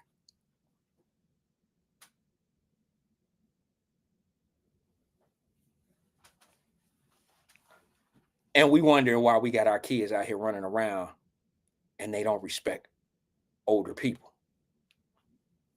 Number one, I'm not going to say, y'all know I don't like to use that word stepdaddy, because I personally feel like anybody who would raise another person's child, no matter what reason, maybe the man died, maybe the guy's a deadbeat father, maybe the mother and the father just didn't work out, and now here comes the stepfather, but the real dad has a great rapport with his son or his daughter, and they still do father and son things. But you can't say that this stepdaddy is not paying the water bill, the heat bill, and paying, keeping this kid living a certain kind of way or whatever. All my point is this: we got a whole lot more of those dudes that don't do shit for them kids, but then they go off and do shit for other kids that are not even theirs. I question if you even love the child that you're doing something for. How could you love a kid that's not yours, but not show love to your own child? Get mad at me if you want to. I told you I might be stepping on some toes. I would have to question if you really care about those stepkids, if you want to call them that. How could you love some stepkids better than you love your own kids that you seeded? Somebody write something in the comments and make that shit make sense to me.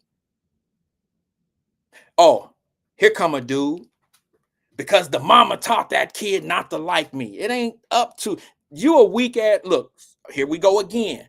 I might say something that might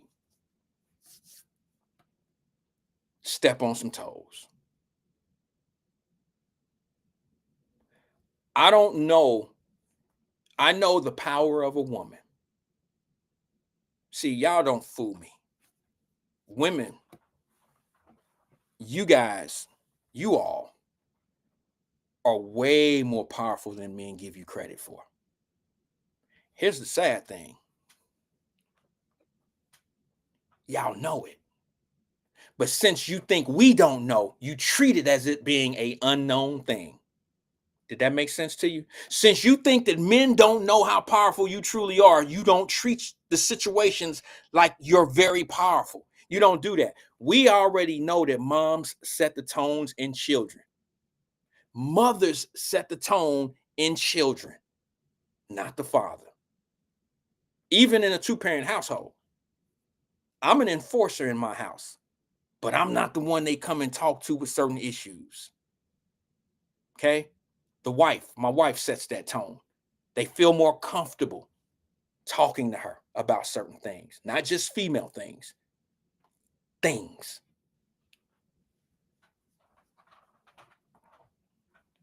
So when you have a woman that's raising a kid on her own, if she's devious, if she's backstabbing, if she's a I ain't shit ass woman, she is going to set the tone of how these kids think about their real father. I already know. My mother was a lovely woman. had me at such a young age, she probably had enough time in life to be evil. She just decided not to be. My mother never. And look, what do I have to gain or lose by telling the truth in this point? I don't have nothing to gain but the truth. My mother never said anything bad about my deadbeat father. And when I asked her about it, she flat out just told me the truth. She said, look, Rand, I've never said anything bad about your daddy to you because you're going to be a man and I'm going to let you figure out who he was. I don't need to tell you. You'll learn who he is and what he was and what he chose to do instead of doing what he should have been doing. That wasn't a bad comment because I was a kid. I was a young guy. I just took it like I was supposed. Look, I took it the way I was supposed to take it. I didn't think it was good or bad. I didn't judge my father for that comment. No, she told me the truth. I'm going to let you make your decision on how you feel about your dad on your own. And as I got older and I started learning the responsibilities of a father, then I started learning that I didn't have a responsible father. And then I remember Fame calling one time, I know I got his name, but this is something I remember because this is all meaningful to me. This show is meaningful to me. When he said, I bet you your mama and your grandmama ran your daddy off. I'm not from that. I'm not from that. I'm not from the women being so nasty and ugly and fighting in the streets and making devils of people in my life. I'm not from that bloodline. The women in my life, my aunts and uncles, my aunts, my grandmothers, my great grandmother, my grandmother, none of them ever had to come set the tone of they didn't do that. So not one time did I grow up with a bad thought of my father in my mind. Not one time until I got old enough to understand what I was missing as a young dude. Shit, and little bitty dude, I wasn't missing nothing. I got my granny, I got my mama, I'm cool. I ain't even thinking about a father. I don't even care if he see me hit a double. I don't care if he see me strike out 3 people in a row. I ain't thinking about that shit. I got so much support in the stands. My mama, my grandmama, everybody here. We Parktown here. We all yelling and screaming. We about to eat we about to get some fish bar after the game, and we gonna get some pop and all that. We cool. We about to win. Let's win. That's all on my mind. Not know who there to celebrate it with me. I ain't thinking like that. As I get older, as I see the responsibilities of a man, now I see what I've been absent of. Not me, but what he's been absent of. I know what I've been missing. And it's way more than just watching me play ball. It's way more than that. It's the things that make you a man later on in life. Mama set the tone. How am I supposed to respect other people?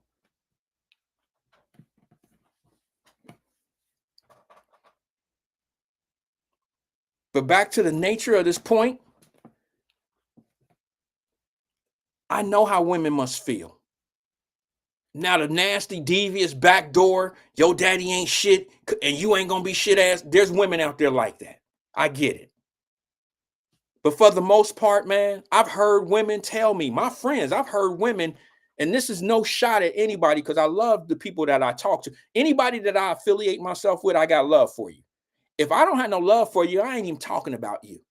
All right, I don't bring you up because I'm gonna leave you where you at. That's just what it is. But I've had women tell me, I know he ain't shit, but I'm gonna have a baby by him because he'll at least take care of the things that he's supposed to take care of. He a good guy. What does that say about men? What does it say about men when women feel like they only need you for the sperm so they can have a child and go off and do what they need to do? What does that say about manhood? What does that say about us fathers? What does it say about men who should be in children's lives? Why do our women feel like they can do this shit on their own? Why would you think that that's okay? Listen.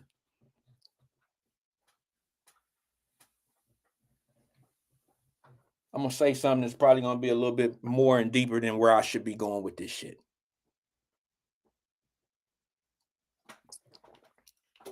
Ladies, you might not like this. Fellas, I know you ain't gonna like this.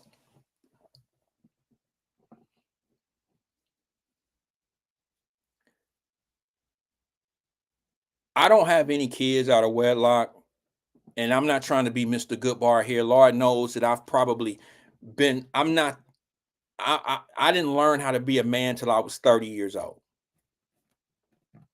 That's when I understood what real manhood is. But I don't feel comfortable with somebody else raising my children.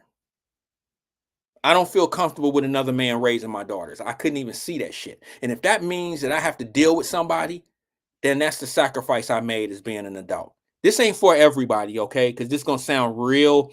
What do you call people who think that they better than somebody? Like I'm not trying to be better than anybody. I'm just saying that if I made the Brenda Early, let me just use you as an example. Can I? And I mean, I love you. Got none but love for you, okay, sis? But I'm just using your name because it's the last one on the screen here on my thing.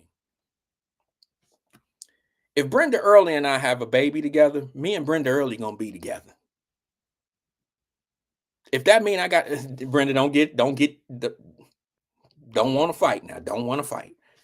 But if that mean I got to deal with her motherfucking ass, then I got to deal with her motherfucking ass because I chose to do the things that brought this kid in this world. Me and Brenda got to work this shit out. That might mean that me and Brenda don't see things eye to eye. Well, I should have thought about that shit before we had a child. Like I said, a lot of people ain't gonna really like this. But if y'all thought that I was the perfect man or my wife is the perfect woman and y'all think we just perfect, it's always been perfect. No, we had to grow to where we are.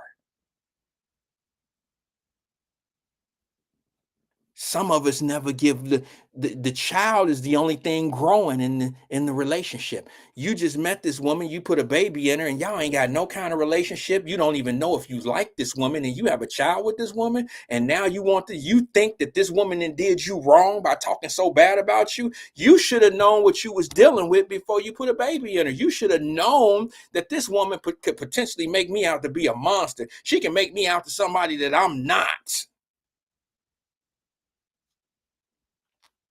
Then why would I be affiliated with somebody? Why would I have a baby with somebody that could make me out to be a monster? Why would I do that?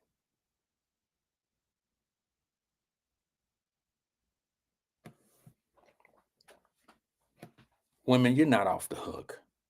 Y'all not off the hook on this shit. Ask yourself. I don't have to ask you.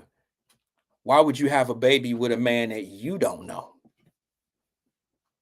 Oh, I knew him, but he changed. Nah. I ain't buying that shit. Okay? I know this shit don't work out sometimes.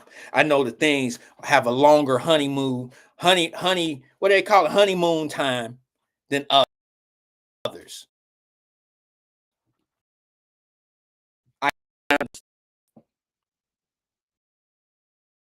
But you just didn't want to know who he was.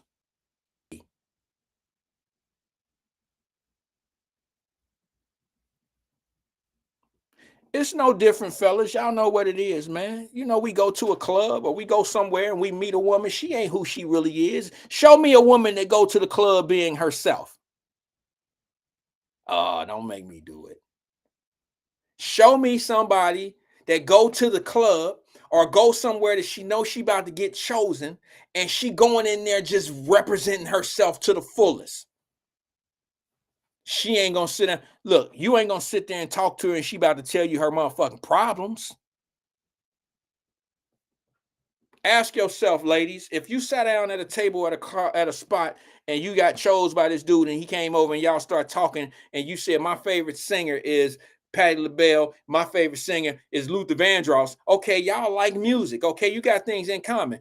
But when we gonna start talking about my problems? Because that's who you really gonna have to deal with one day. You're going to have to deal with his problems. You're going to have to deal with her problems. I ain't even got to the weave. I ain't even got to he got all his money in his life in his pocket right now.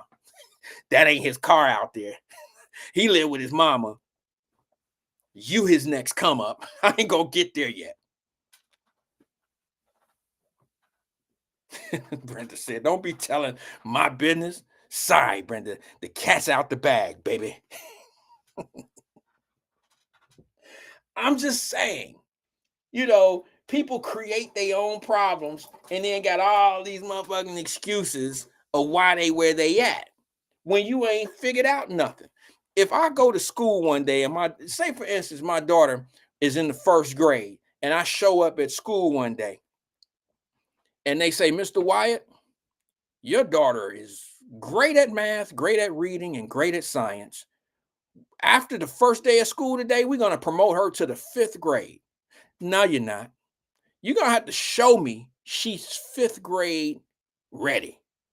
She's ready to be in the 5th grade. You can't just expedite my daughter to the 5th grade without me knowing she's ready to be at the 5th grade. And even if she's smart enough to be in the 5th grade, she may not be mature enough to be in the 5th grade. Get it? We're going to have to work something else out. Put my daughter in a situation that's a little bit different than how y'all been moving, because how y'all been moving, that ain't right. That's not working for me. And see, here's what happens. When you got a mama doing all of that, it's tough. Tough.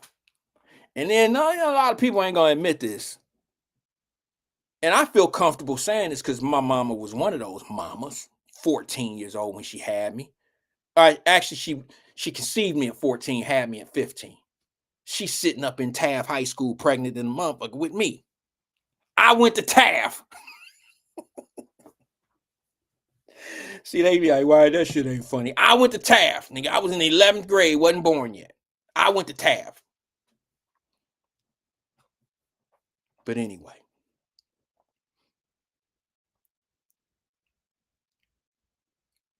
We got to pay attention to our real issues. Trust me, folks. I've been somewhere many and plenty times. I haven't been to Africa in 10 years. Probably a little long. Yeah, about 10, 12 years, somewhere in that area. I could do the math. I just don't feel like it. Let's round it to 10 years.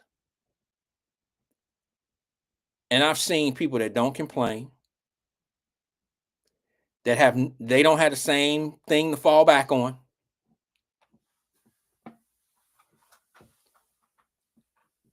I've seen kids who should be in school working. But the one thing that I seen more than anything was families together. I don't care what class they were.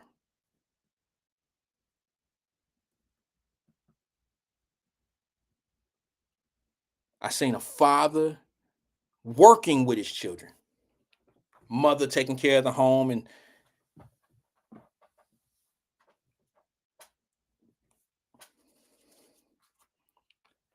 I seen police officers who had relationships with the people in the community. The old Andy Griffin days where they walk around, they had no gun and shit, just walking around and they talking to the people and stuff like that.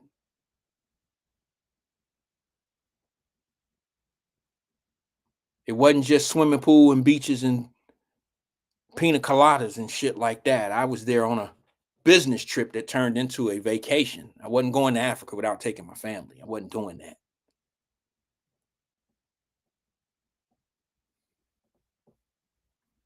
We'll talk about that trip, the business end. Right now, I'm just having fun with what we doing now. I'm just kind of having this conversation, but I'll talk. Maybe one day I'll have a conversation. Maybe with the Wyatt Stock Club, I'll have a conversation about the business trip in Africa.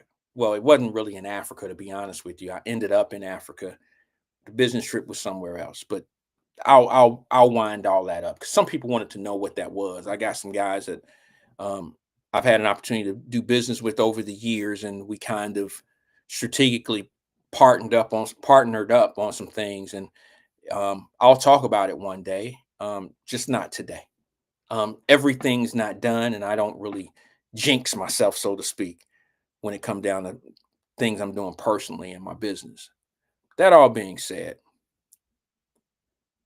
You never know how good you have it until you see just how bad it is on other people.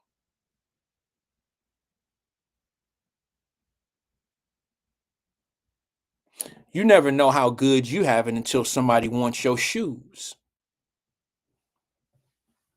Want to be in your shoes. You never know.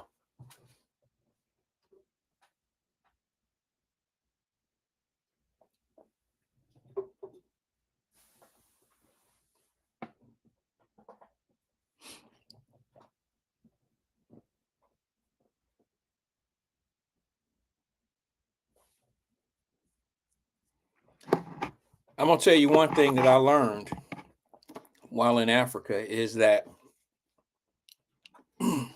it's hard as hell for us to do business there.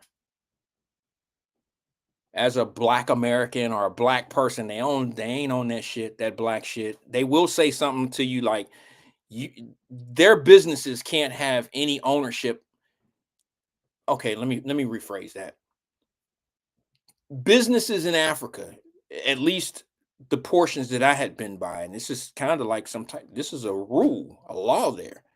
In Zanzibar, you have to be, a white person can't go open up a business there. It has to at least have 30% ownership of a Black person. And that don't mean a Black American.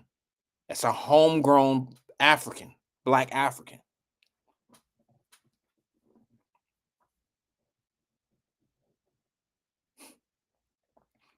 See, for me, I draw the line with the how people treat us shit when I know that we spend $3 trillion a year in America and we can control our own destinies. Can anybody think of any other time that I've been on Wyatt Live and hasn't said all these things?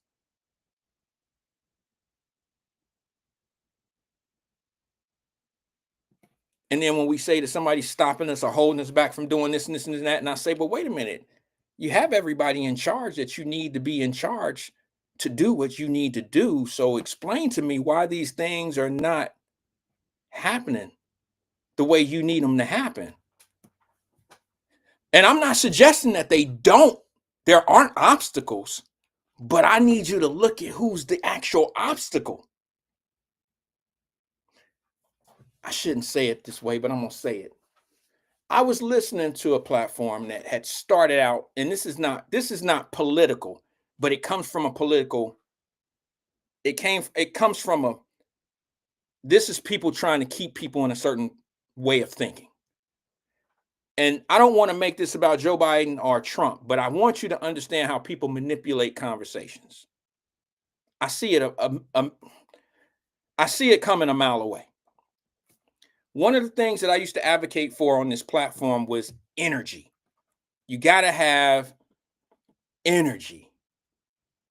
If your energy is cheap, you can control inflation. And y'all remember I used to argue that at the beginning of Wyatt Live, like 2-3 years ago. I would get into these things because energy was getting too expensive. Gas was expensive. Propane was expensive. And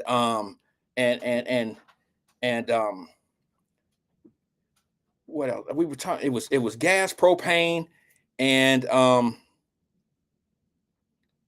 guess you could say oil. It wasn't really the oil thing. It was more of what is it? Damn, I don't know why I'm drawing a blank here. I really have to use the restroom. What is the other thing at the gas station? Now I'm gonna sound like I don't know what I'm talking about, but I don't use it in any of my vehicles.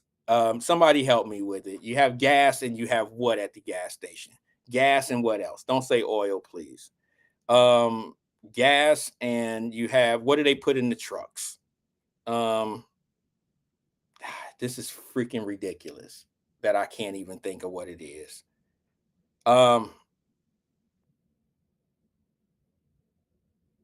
It's on the tip of my tongue and I'm looking right at it. Diesel. Thank you, Sierra. God, dog. You ever done that? That's almost embarrassing, like to count to 10 and skip over 6. Like 1, 2, 3, 4, 5, 7, 8, 9, 10. Like, what happened to 6? Oh. Thank you, guys. For some odd reason, my chat is not working on the screen. Okay, there we are. Wait a minute. Facebook. Who's on? Okay, so I'm getting chat. Twin said E85. Don't nobody use that shit, bro. You might well put that in a lawnmower. Put that in a goat cart.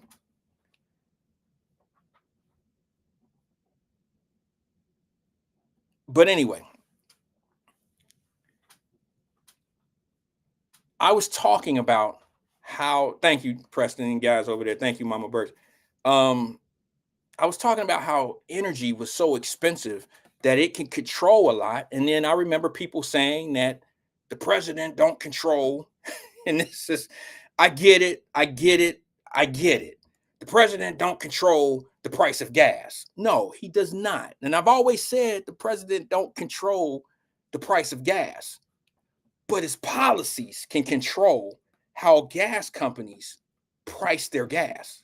They can play a big part by the leases. And people would say things, people would say there's 19,000 leases. And I would always have to use these real bitty little micro examples of, okay, that's like telling black people we're not discriminating. I shouldn't use this parallel because that's me using race to get an example across. And I hate doing that, but I'm going to do it anyway. That's like telling black people we don't discriminate at our apartment complex. We offer leases all the time. And then I go look at one of the leases, and the leases is ridiculous. The lease is something that you're not willing to live by. But now I don't get charged with racism, or I don't get charged with discrimination because I'm offering a lease. And now if they can see a clear difference between a white person getting this lease and a black person getting a lease, that's one thing. But my point is, if you offer somebody a lease to do surveying of ground surveying and things of that nature, but these are undoable acts in the lease, then just because you offered a lease does not mean that you put it up in good faith. And just because you said I've offered 19,000 leases out there, it doesn't mean that you have offered 19,000 in good faith leases. To send somebody a lease, an oil company, a Chevron or something, to send a BP, to send them some type of lease and say you can dig anytime you want to. However, the surveys, we're not allowing you to do surveying. So I'm going to dig as an oil company on guess. I'm gonna guess that this is my spot. I'm gonna spend $1 million on a guess. Yeah, I got a lease, but it don't allow me to do surveying. Yeah, you controlling my prices because now I got to dig sight unseen. I mean, I can see the field, but I'm not that good. I can't just say without doing a survey where the oil at.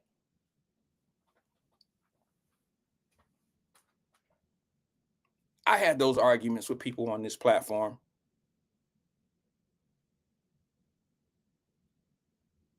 I was never arguing. I was very consistent in what I was saying. But you was so big on me being against your guy and being for the other guy, you wasn't paying attention to the truth. Let's put the focus on the messenger. It's just like the people who said, when that guy get in office, he said gas was going to go right down. And they set a number, an undoable number, because that way, if you do an undoable number, then that person who making those comments can never be wrong. He said he was going to make gas $1.25. First of all, I never heard that. Second of all, gas ain't been down to $1.25 since when? Since Ford Escorts? There ain't been a Ford Escort in 30 years. So what you do, you set the tone of now you got everybody thinking this, and this is little bitty small little things. Now you got everybody thinking gas ain't gonna be low unless it's $1.25, and that's an undoable number. And that way, since it's at its cheapest in 4 years, it don't mean anything because it's not $1.25. So you will never be wrong because you said an undoable number. I mean, it's just amazing that people think that way. I mean, and they fall for it all the time. That's how people that are so smart, they manipulate people that don't know any better. It's just the truth. Unfortunately, people don't care that the truth matters. Because when you veer away from the truth and you start paying attention to all these facades, you better hope that the truth is to your benefit. Because when the truth is not to your benefit, whatever the truth is, it's going to do you in slowly. And you're going to be focused on the facade that people are talking about.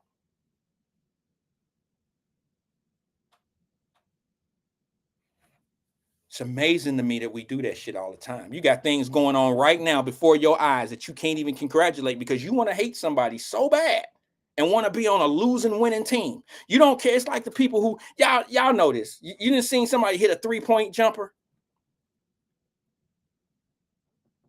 but they still cheering because the dunk was dope down on the other end. You ever seen that?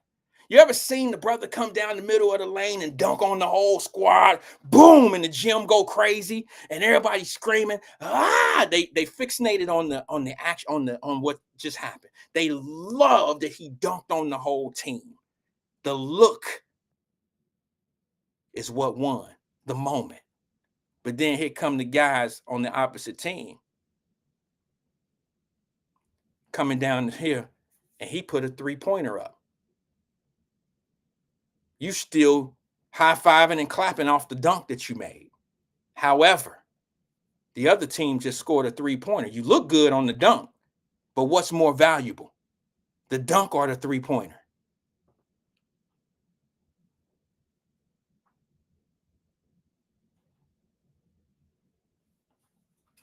Brent Beard said, and I'm sorry, guys, I'm confused, not confused, but I have 2 different monitors because my monitor here went down. I can only get, it looks, I think it might be from Facebook. I got YouTube and something else up on my screen here. So my Facebook and AP, I'm sorry, bro. I didn't see your comments. Brent Beard said, if you say an undoable number, stupid and wrong, but it's been going on. I heard people say it on their platform. He said he was going to get gas down to $1.25. I never heard that. I never heard that. Okay, let me just say, just for the benefit of the argument, because I don't have to be right. I'm just making a point of what I see. If you got somebody saying something that ridiculous, how many, just by show of hands, did anybody hear Biden or Trump or anybody say they were going to get gas down to $1.25? I never heard that number. It's an undoable number. And I know it's an undoable number. And I know nobody said that. But I know the person who said it has to have that in their pocket in order to continuously be right when they're trying to make a point about prices going down.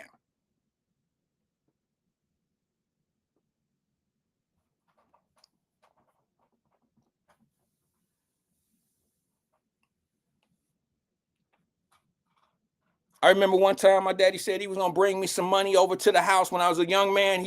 I seen him somewhere. And this shit is so crazy. This shit is so crazy. It's a true story. I seen my father somewhere. You know how you be out. And he was he was coming through the Fay Apartments in his white Cadillac.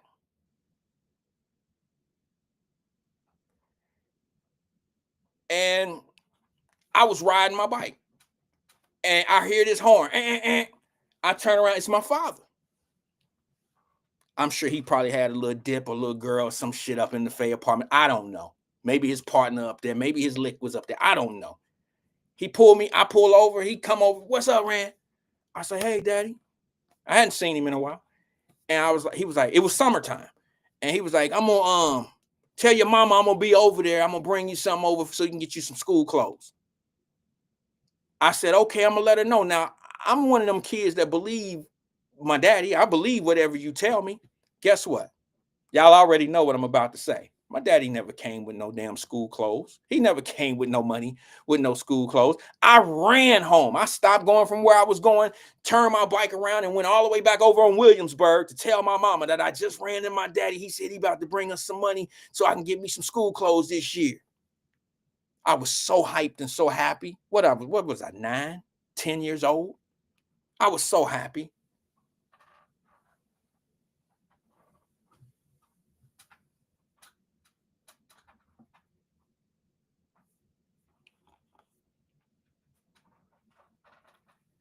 My mother didn't say anything wrong. She didn't say anything bad about the situation. She just was like, okay. Whole summer went by. My daddy never showed up with no school clothes, no money for school clothes, none of that. I was hyped. I felt good about my daddy because he said he was going to bring me. See, it's the words. It's the words. I was in love with the words. Whole summer went by. School starts.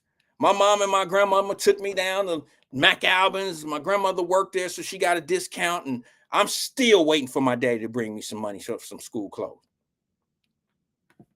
Whole year by and school went by. And blah, blah. Y'all ain't going to believe this shit.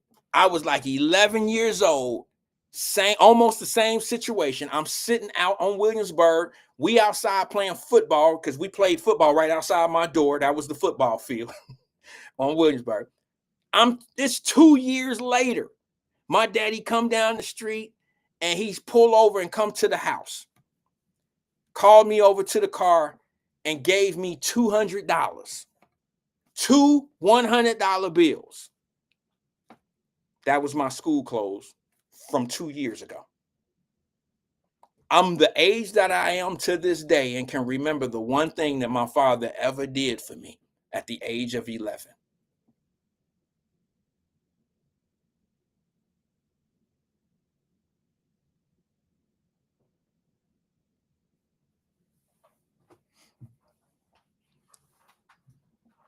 I went in the house and gave my mother the money. She didn't know where it came from. I said, my daddy gave me this. My daddy gave me, she didn't go get her school clothes this year.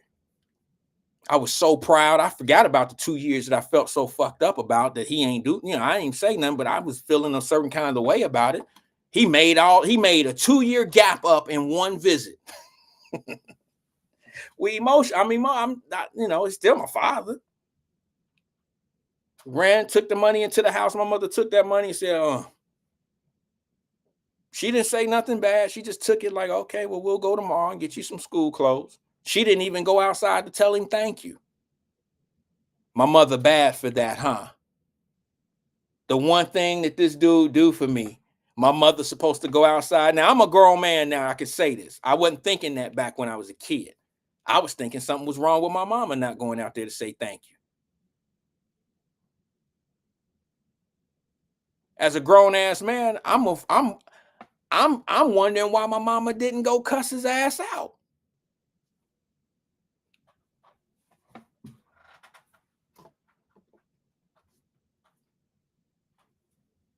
You know what? $200 in the 80s was probably a hell of a lot more than $200 is now. Yes, we can all agree to that. But $200, I'm already 11 years old. I ain't never got nothing from you. No child support, no clothes, no visits, no money, no. Look, y'all gonna think I'm bullshitting. This is a true story. My daddy's best friend name was Vic. Any of y'all know Vic? Vic, y'all know I got a special spot in my house, my heart for Vic, because I seen Vic more than I seen my daddy. And I mean out because he had a son. If y'all know Sweetback, that if y'all know him, that's like my childhood best friend growing up next to my other partner, Sean. Sweetback played baseball. Sean didn't play baseball. So me and Sweet, we always stuck together because we played baseball. Our daddies were street dudes. All right. Vic stayed out of jail a little bit more than my daddy. So every time I seen like Vic, I didn't know this as a kid. Vic would give me like $5 and say, your daddy told me to get this to you. I didn't know. Vic was keeping my father in my head. You know what I'm saying? Vic was keeping my father relevant to me because he'll be like, oh, your daddy, he in Florida. He in Florida. He taking care of something. My daddy was in jail. I didn't know that. But Vic could give me $5. He'd be like, your daddy, he told me when I see you to give you this. I got more from Vic than I ever got from my father, except that one $200 play. But Vic would give me $5 here and there, $5, you know what I'm saying? And I would see him. That's crazy to me. And this shit been going on for decades, y'all. You still got guys that do shit like that.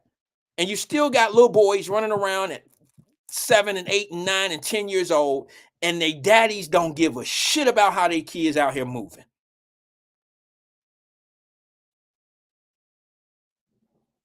And we wondering why the streets are raising our kids. We wondering why we getting out hustled by the streets. Come on, man. Stop playing with me. Stop playing with me. I know y'all want to talk about the Trump shit and you want to talk about how it's everybody's fault.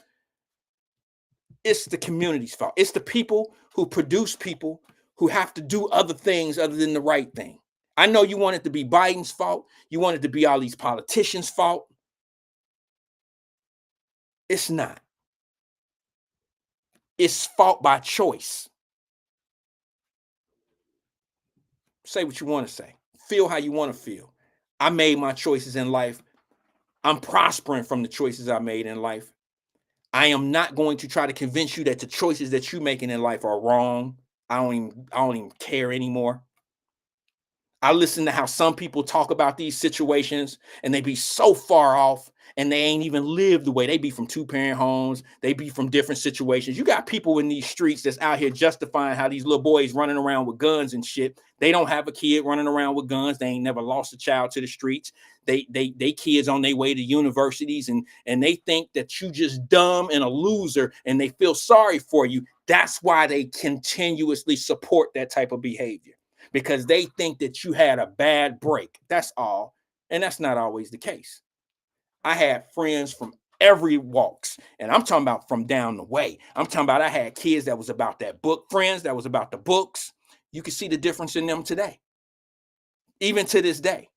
They was about books. I had shitty ass friends. I had friends that was always throwing rocks in people's window. They was troublemakers. And you can see those troublemakers to this day. You can see how their kids are troublemakers just like them.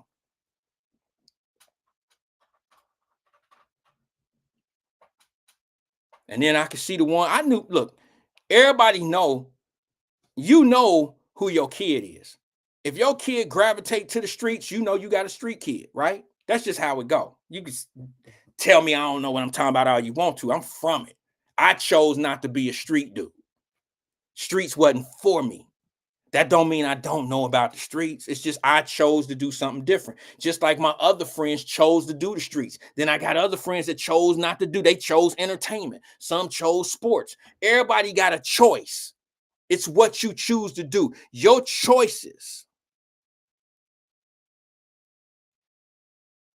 dictate your future.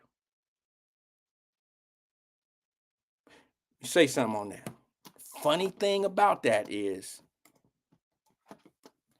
I'm watching platforms today, even some out of Cincinnati. And what's funny about some of these platforms, and I don't mean this as being I'm not hating or nothing like that, but they just now getting started. And they just now getting started saying the things that we've been saying for 5 years. And it's funny how everything is about timing. I probably started Wyatt Live at the wrong time. Everything is about timing. You ever heard a dope ass album come out and you be like, this is the dopest album I've ever heard in my life? You just hit play and play all 12 or 15 cuts and just let it play. And you be like, I don't understand why don't nobody else like this. And you be like, you think you're the only person that liked the album, and it'd be a million trillion people that love that album. It just didn't get the same traction as the album that came out 2 months before it. It's always about timing.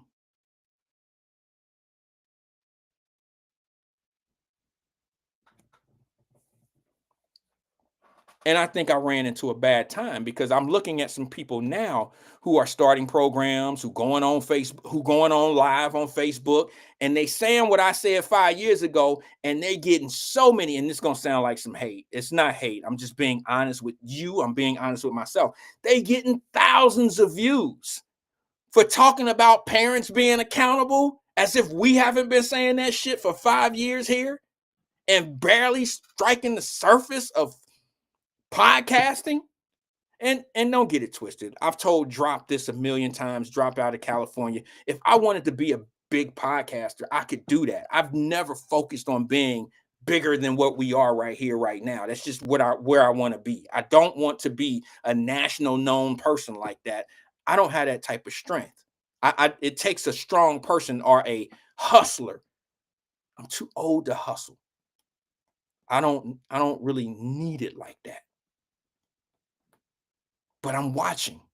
I've even talked to a couple of the dudes that's just now getting started.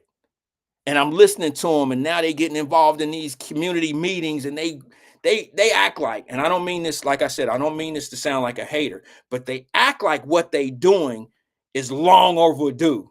And I'm like, man, people been doing this shit. I ain't saying that to them because I'm not here to burn any dreams.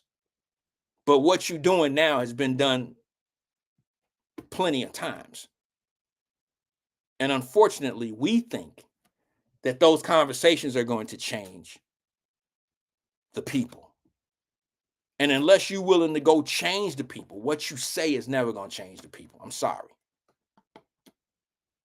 I can't say it enough. I've said it on here. I've been the enemy. Can you believe I've made enemies on here because of how I feel about something? I never knew I was so powerful. I never knew that somebody could hate me because of how I feel. When I don't hate you.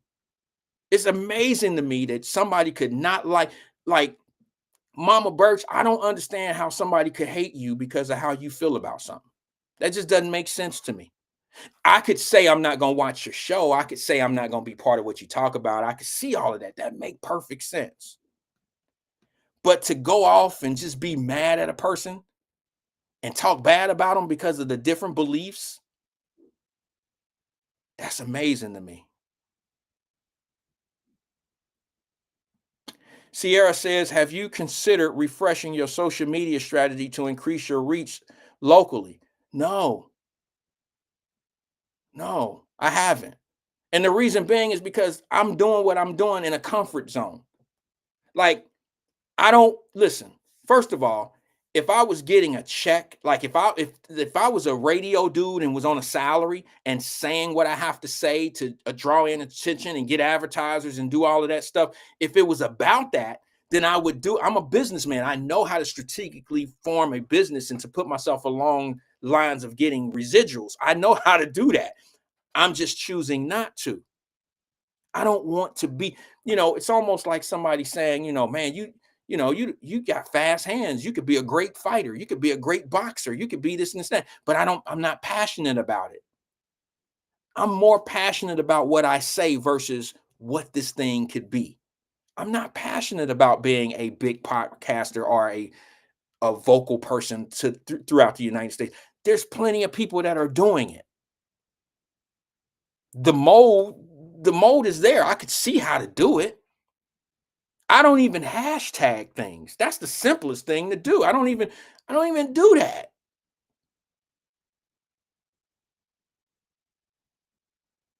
Let me just be honest and tell you. I am a small city thinking guy. Okay? If I was a record label, I would stay an independent record label. I don't want to sign on with Sony Records or anything like that. I'm a firm believer of self-sufficiency. And let me tell you what happens to the big programs. Yes, they probably get checks. The people, the podcasters get checks. But let me be honest and tell you that when you start receiving money, dictatorship come along. When you start receiving money, pressures come along. And when those pressures and dictatorship come around, you're not as authentic as I try to be. Whether you like what I say on here or not like it, I'm very consistent. When have I ever been one side about this and then flipped over on the other side and somebody could say, well, you wasn't like that last week. You don't get that from me. I am who I am. And I am what I believe what I believe, and it is what it is. And I'm a firm believer. I have enough confidence in myself to feel good about who I am and what I do and how I believe things, because I tie it in all into my lifestyle. How I live, how I believe is how I live, and how I live is how I believe. So it's worked out pretty good for me. And I stick on what I say. So why would I think or feel any other way? I'm not going to let people convince me or make me feel like I'm an idiot for feeling the way I feel. Or here's the favorite thing that people, the majority who think opposite of you, they sometimes talk to you like you don't get it, or like you're not intelligent enough to be on their level and understand it the way they understand it. But yet, what's crazy is those are people that's usually limited in their own train of thought. They believe what they believe because so many people believe it. And when you get a group of people that believe the same thing, there's usually a reason why. It ain't always because what they believe is fact. Sometimes a lot of people believe the same thing just because a lot of people believe it. You know, I found this to be very funny in life. You know, you sometimes have to convince people of the truth a lot harder than you do a lie. You have too many accessories and people that are that want to be so bad that they help push a lie, and it carries a lie so far that the truth don't stand a chance. And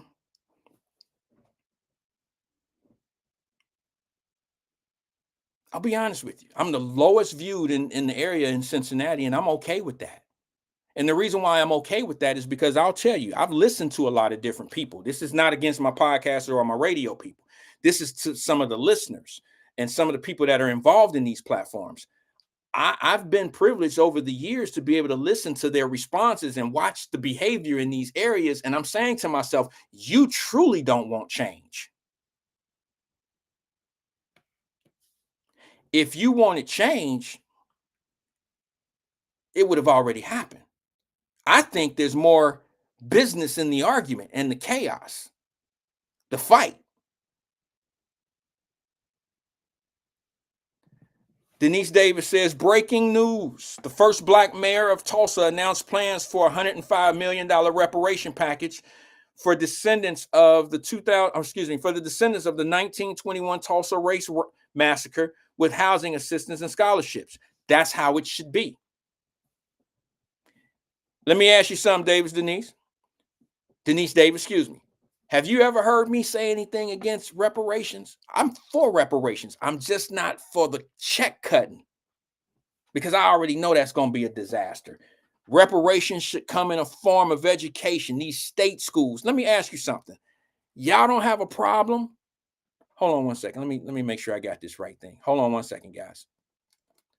You guys don't have a problem with Harvard University getting all this money from the United States government, and they're not giving trade schools money? You would rather focus on all this other bullshit that they want you to focus on. You don't have a problem. We ain't talking about Harvard University, Yale, and all these getting all this damn money from the United States government, billions of dollars over the years, $53 billion in endowments that Harvard has. And they got y'all running around here talking about some fucking Job Corps shutting down. You got to be mad about something, but you can't make sense of anything else. Somebody make that shit make sense to me. You ain't not one motherfucker on here been bragging, been hollering or putting down or bad about what's going on in all these major universities, and you know they graduating elites. You know why they keeping it out of y'all's media? Because the same people that graduate from these hierarchy ass schools like Harvard and Yale, they the same ones that finance your politicians. So we can't piss off that argument. If we make that argument of endowments going to the schools, then that cuts off our money for the people who are going to be our donors one day. Because what y'all don't understand is it's the rich people that want you to be mad at the rich people. Y'all don't remember that? You don't remember that it used to be mad at the millionaires?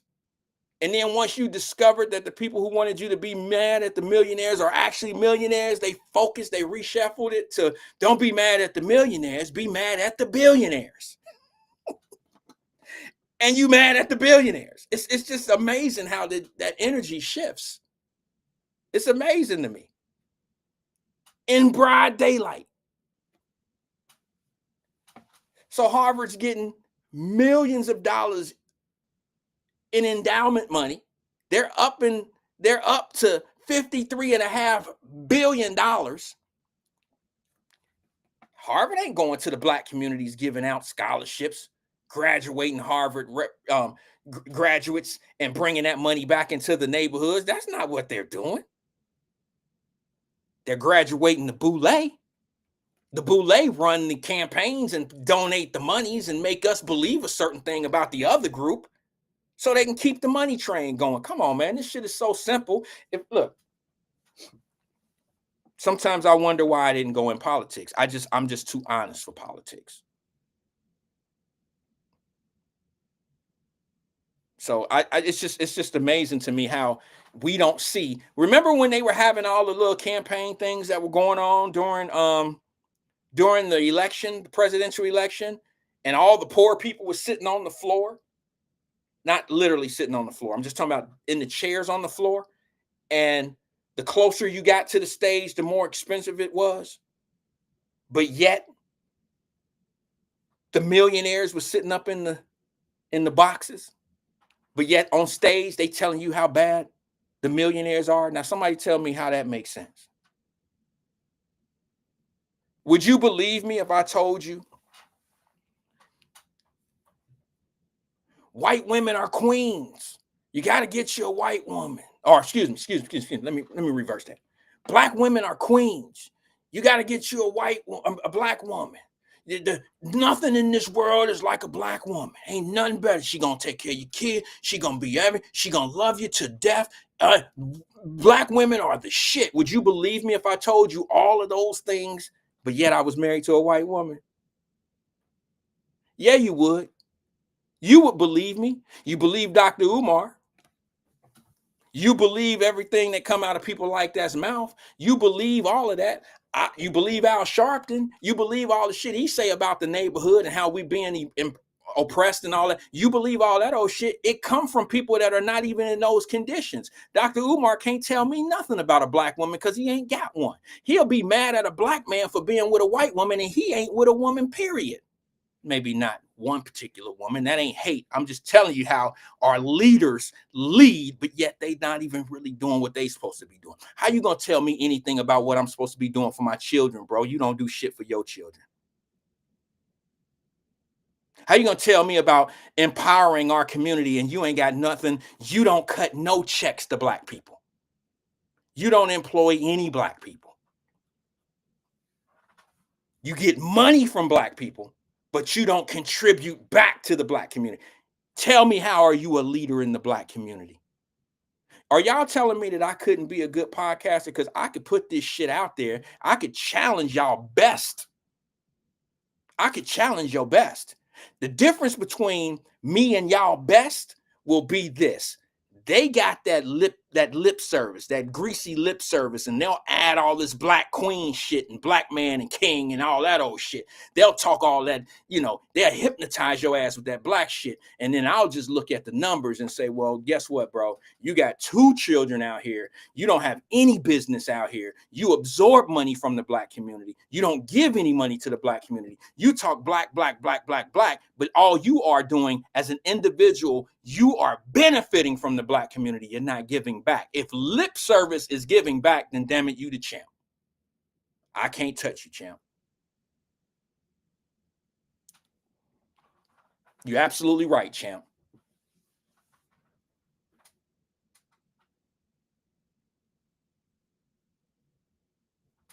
How could you?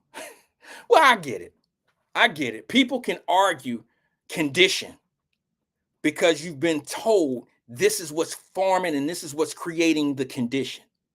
I get it. So that way it go back to the $1.25 gas. If somebody tell you that the gas gonna be $1.25 one day,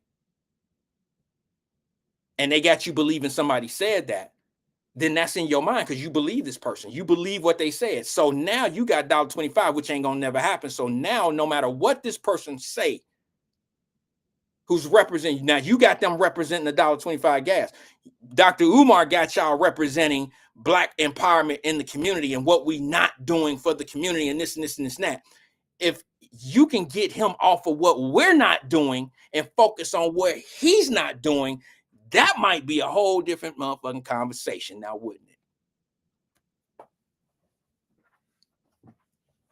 It's always focus on them, never look at me. Because if you have to look at those that tell you what to do, it's like what Will Smith said in the clip. I would never listen to somebody that ain't never done what I'm trying to do. My grandmother always told me, I meant to tell y'all this earlier, you know, the loud motherfucker. My grandmother always told me the loudest can is the emptiest. Dr. Umar been trying to open up a school for 10 years. Bro, it don't take that long. It don't take that long to get a no. It don't take that long to put yourself on a motherfucking on a budget. You could put a school together. What?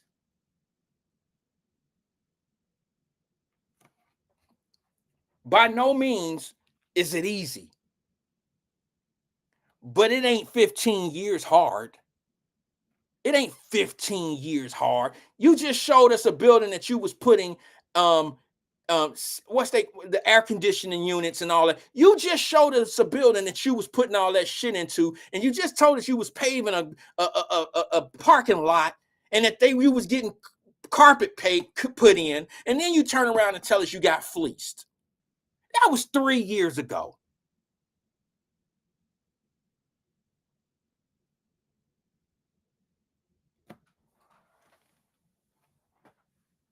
And then, since you think everybody's bad, no matter what happens in this America, it's the bad man's fault. I seen a post the other day. Yesterday. Oh, in Cincinnati, it was Cincinnati.com or something, put something out, and they said, what hospital was that that's shutting in Cincinnati? Drake, what hospital was that? Drake Hospital shutting down? Somebody put it in the comment. Is it Drake Hospital that's shutting down, right? Because I want to make sure I say this right so I don't get sued with my little bitty ass platform. That's what they say when you talking that real shit. Oh, that little bitty podcast, that little bit. That's okay. I say real shit. What is it? Drake that's shutting down?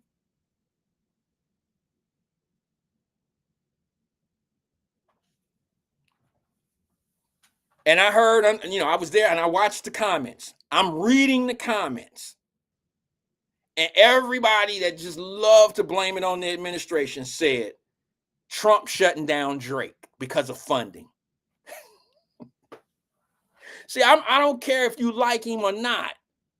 It's just ridiculous that you think that everything that's happening is somebody's fault. You have been put in a position that you just think that. The truth of the matter is, I don't want to say anything specific about this hospital.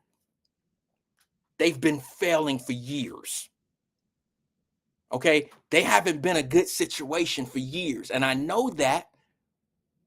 You don't have to believe me. Anybody that knows anything about that establishment, anybody that knows anything about Drake will tell you that it had its good parts for people, of course. But from a business perspective, it wasn't making money. It was losing money. It was not well kept. It's been in a bad situation for years. And it finally said it's time to go. Here's the other one. Oh, this man even shutting down Job Corps. Job Corps. How long has Job Corps been failing? Anybody ever thought to do the numbers of what Job Corps? Have y'all seen do you know the success rate of Job Corps? Why don't you, instead of blaming motherfuckers for what Job Corps is doing, why don't you go to your Cincinnati public schools or go to your public schools, not necessarily Cincinnati? Why don't you asking where's the Job Corps in the public schools? You got all this money and you got all these people making a lot of money.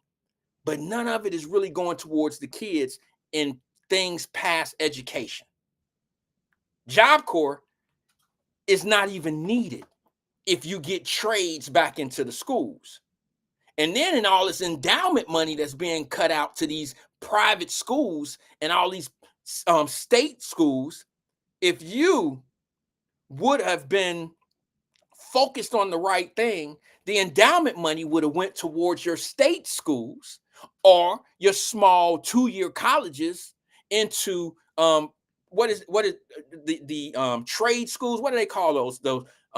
They call them trade schools, but the JUCOR colleges, like Cincinnati State.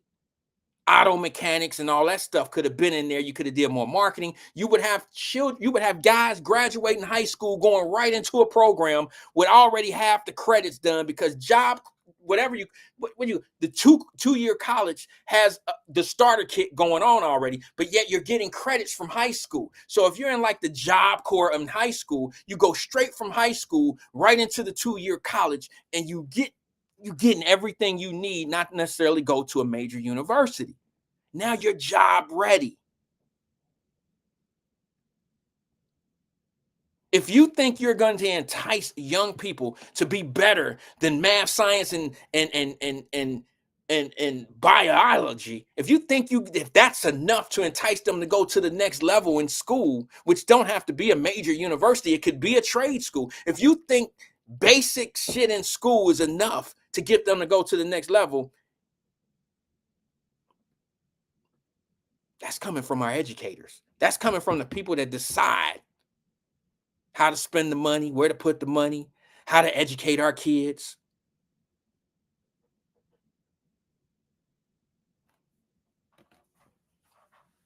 That's just, it's a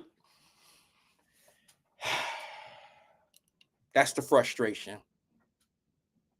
That's the frustration, fam. I'm just gonna be honest with you. It's the frustration. $53 billion in endowment. Ohio State has a little over 10 million. No, I think they were a little bit shorter than that. It was another school in Ohio. It was, I think, Miami U. These are schools that my baby one of my children had to take out loans. My oldest had to take out loans to go to Ohio State. And they sitting on, what, 6.9 billion? And we sitting back here arguing and mad about other shit. And you got a bunch of people sitting up here, you so out of zone and out of touch of what's going on with our own folks that now you focusing on something else. They got y'all focused on illegal immigrants, and they trying to tie this illegal immigration into black folks. Well, it's just the due process. Due process. We've been hollering and screaming about due process for decades. You got motherfuckers flying internationally about an immigrant, and they won't even fly to Chicago. You won't even take a domestic flight to Chicago to see what's going on with your black folks and how they've been pushed out of they pushed out of their neighborhoods or been done wrong in New York or Chicago, and you flying all the way to El Salvador. Get the fuck. Listen, bro, it's time for me to go. That's crazy to me. Taking international flights about other people and not even going somewhere locally, won't even take a domestic flight about your own people. It took me to talk about Chicago for 4.5 years. It took me to tell you what you're seeing right now, and you don't think I'm going to be like, see, I told you so. I know. Now y'all know why they never wanted me to talk about politics. And I don't want to talk politics. But maybe my conversation about politics was just to the point where I might not be a politics specialist, but I got some damn common sense. I can have a conversation about current situation at that time, at this time, and not have to pull in a bunch of nonsense that don't mean anything to the conversation. A lot of people can't do that. A lot of people got to challenge you with other shit versus the point that you're trying to make.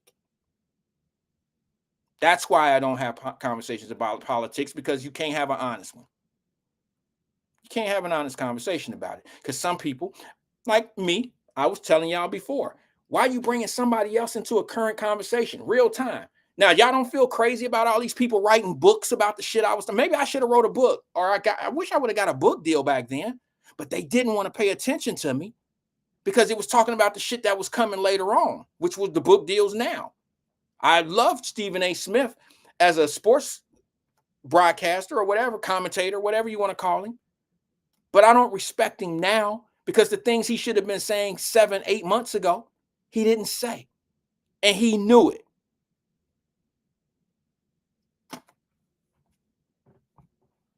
He knew it, but he chose not to say it.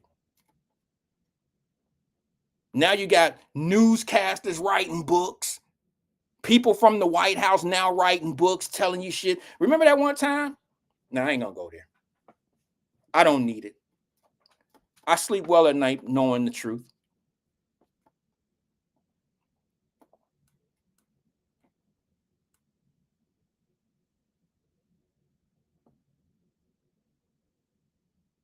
I'm okay.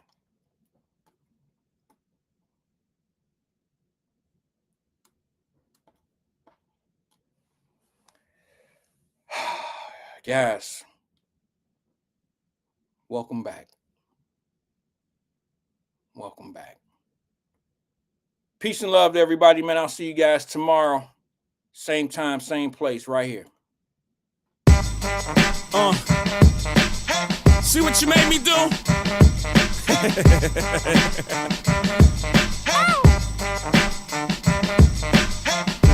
Shout out to old Jews and old rules. New blacks with new stacks. I already been the king. Retroact, I'm just bringing it back like Jordan Packs. New money, they looking down on me. Blue bloods, they trying to clown on me. You can turn up your nose, high society. Never gonna turn down the homie. Knock, knock, I'm at your neighbor house. Straight cash, I bought your neighbor out. You should come to the house for me. Come and see what your new neighbor about. Yellow Lambo in the driveway. 135, I'm on the highway. Frank Sinatra on my sono. Loud as fuck, I did it my way. Me and Soul before the album drop. White Lexus before I had a deal. Ask Bun B about me. This ain't no snapback, a nigga been trill. By the way, fuck your man. You ain't gotta count it, my nigga, I can add 1 million, 2 million, 3 million, 20 million. Oh, I'm so good at math. Might crash your internet. And I ain't even into that. When I was talking Instagram, last thing you wanted was your picture snap. Fed still lurking. They see I'm still putting work in. Cause somewhere in America, Miley Cyrus is still twerking. Yeah.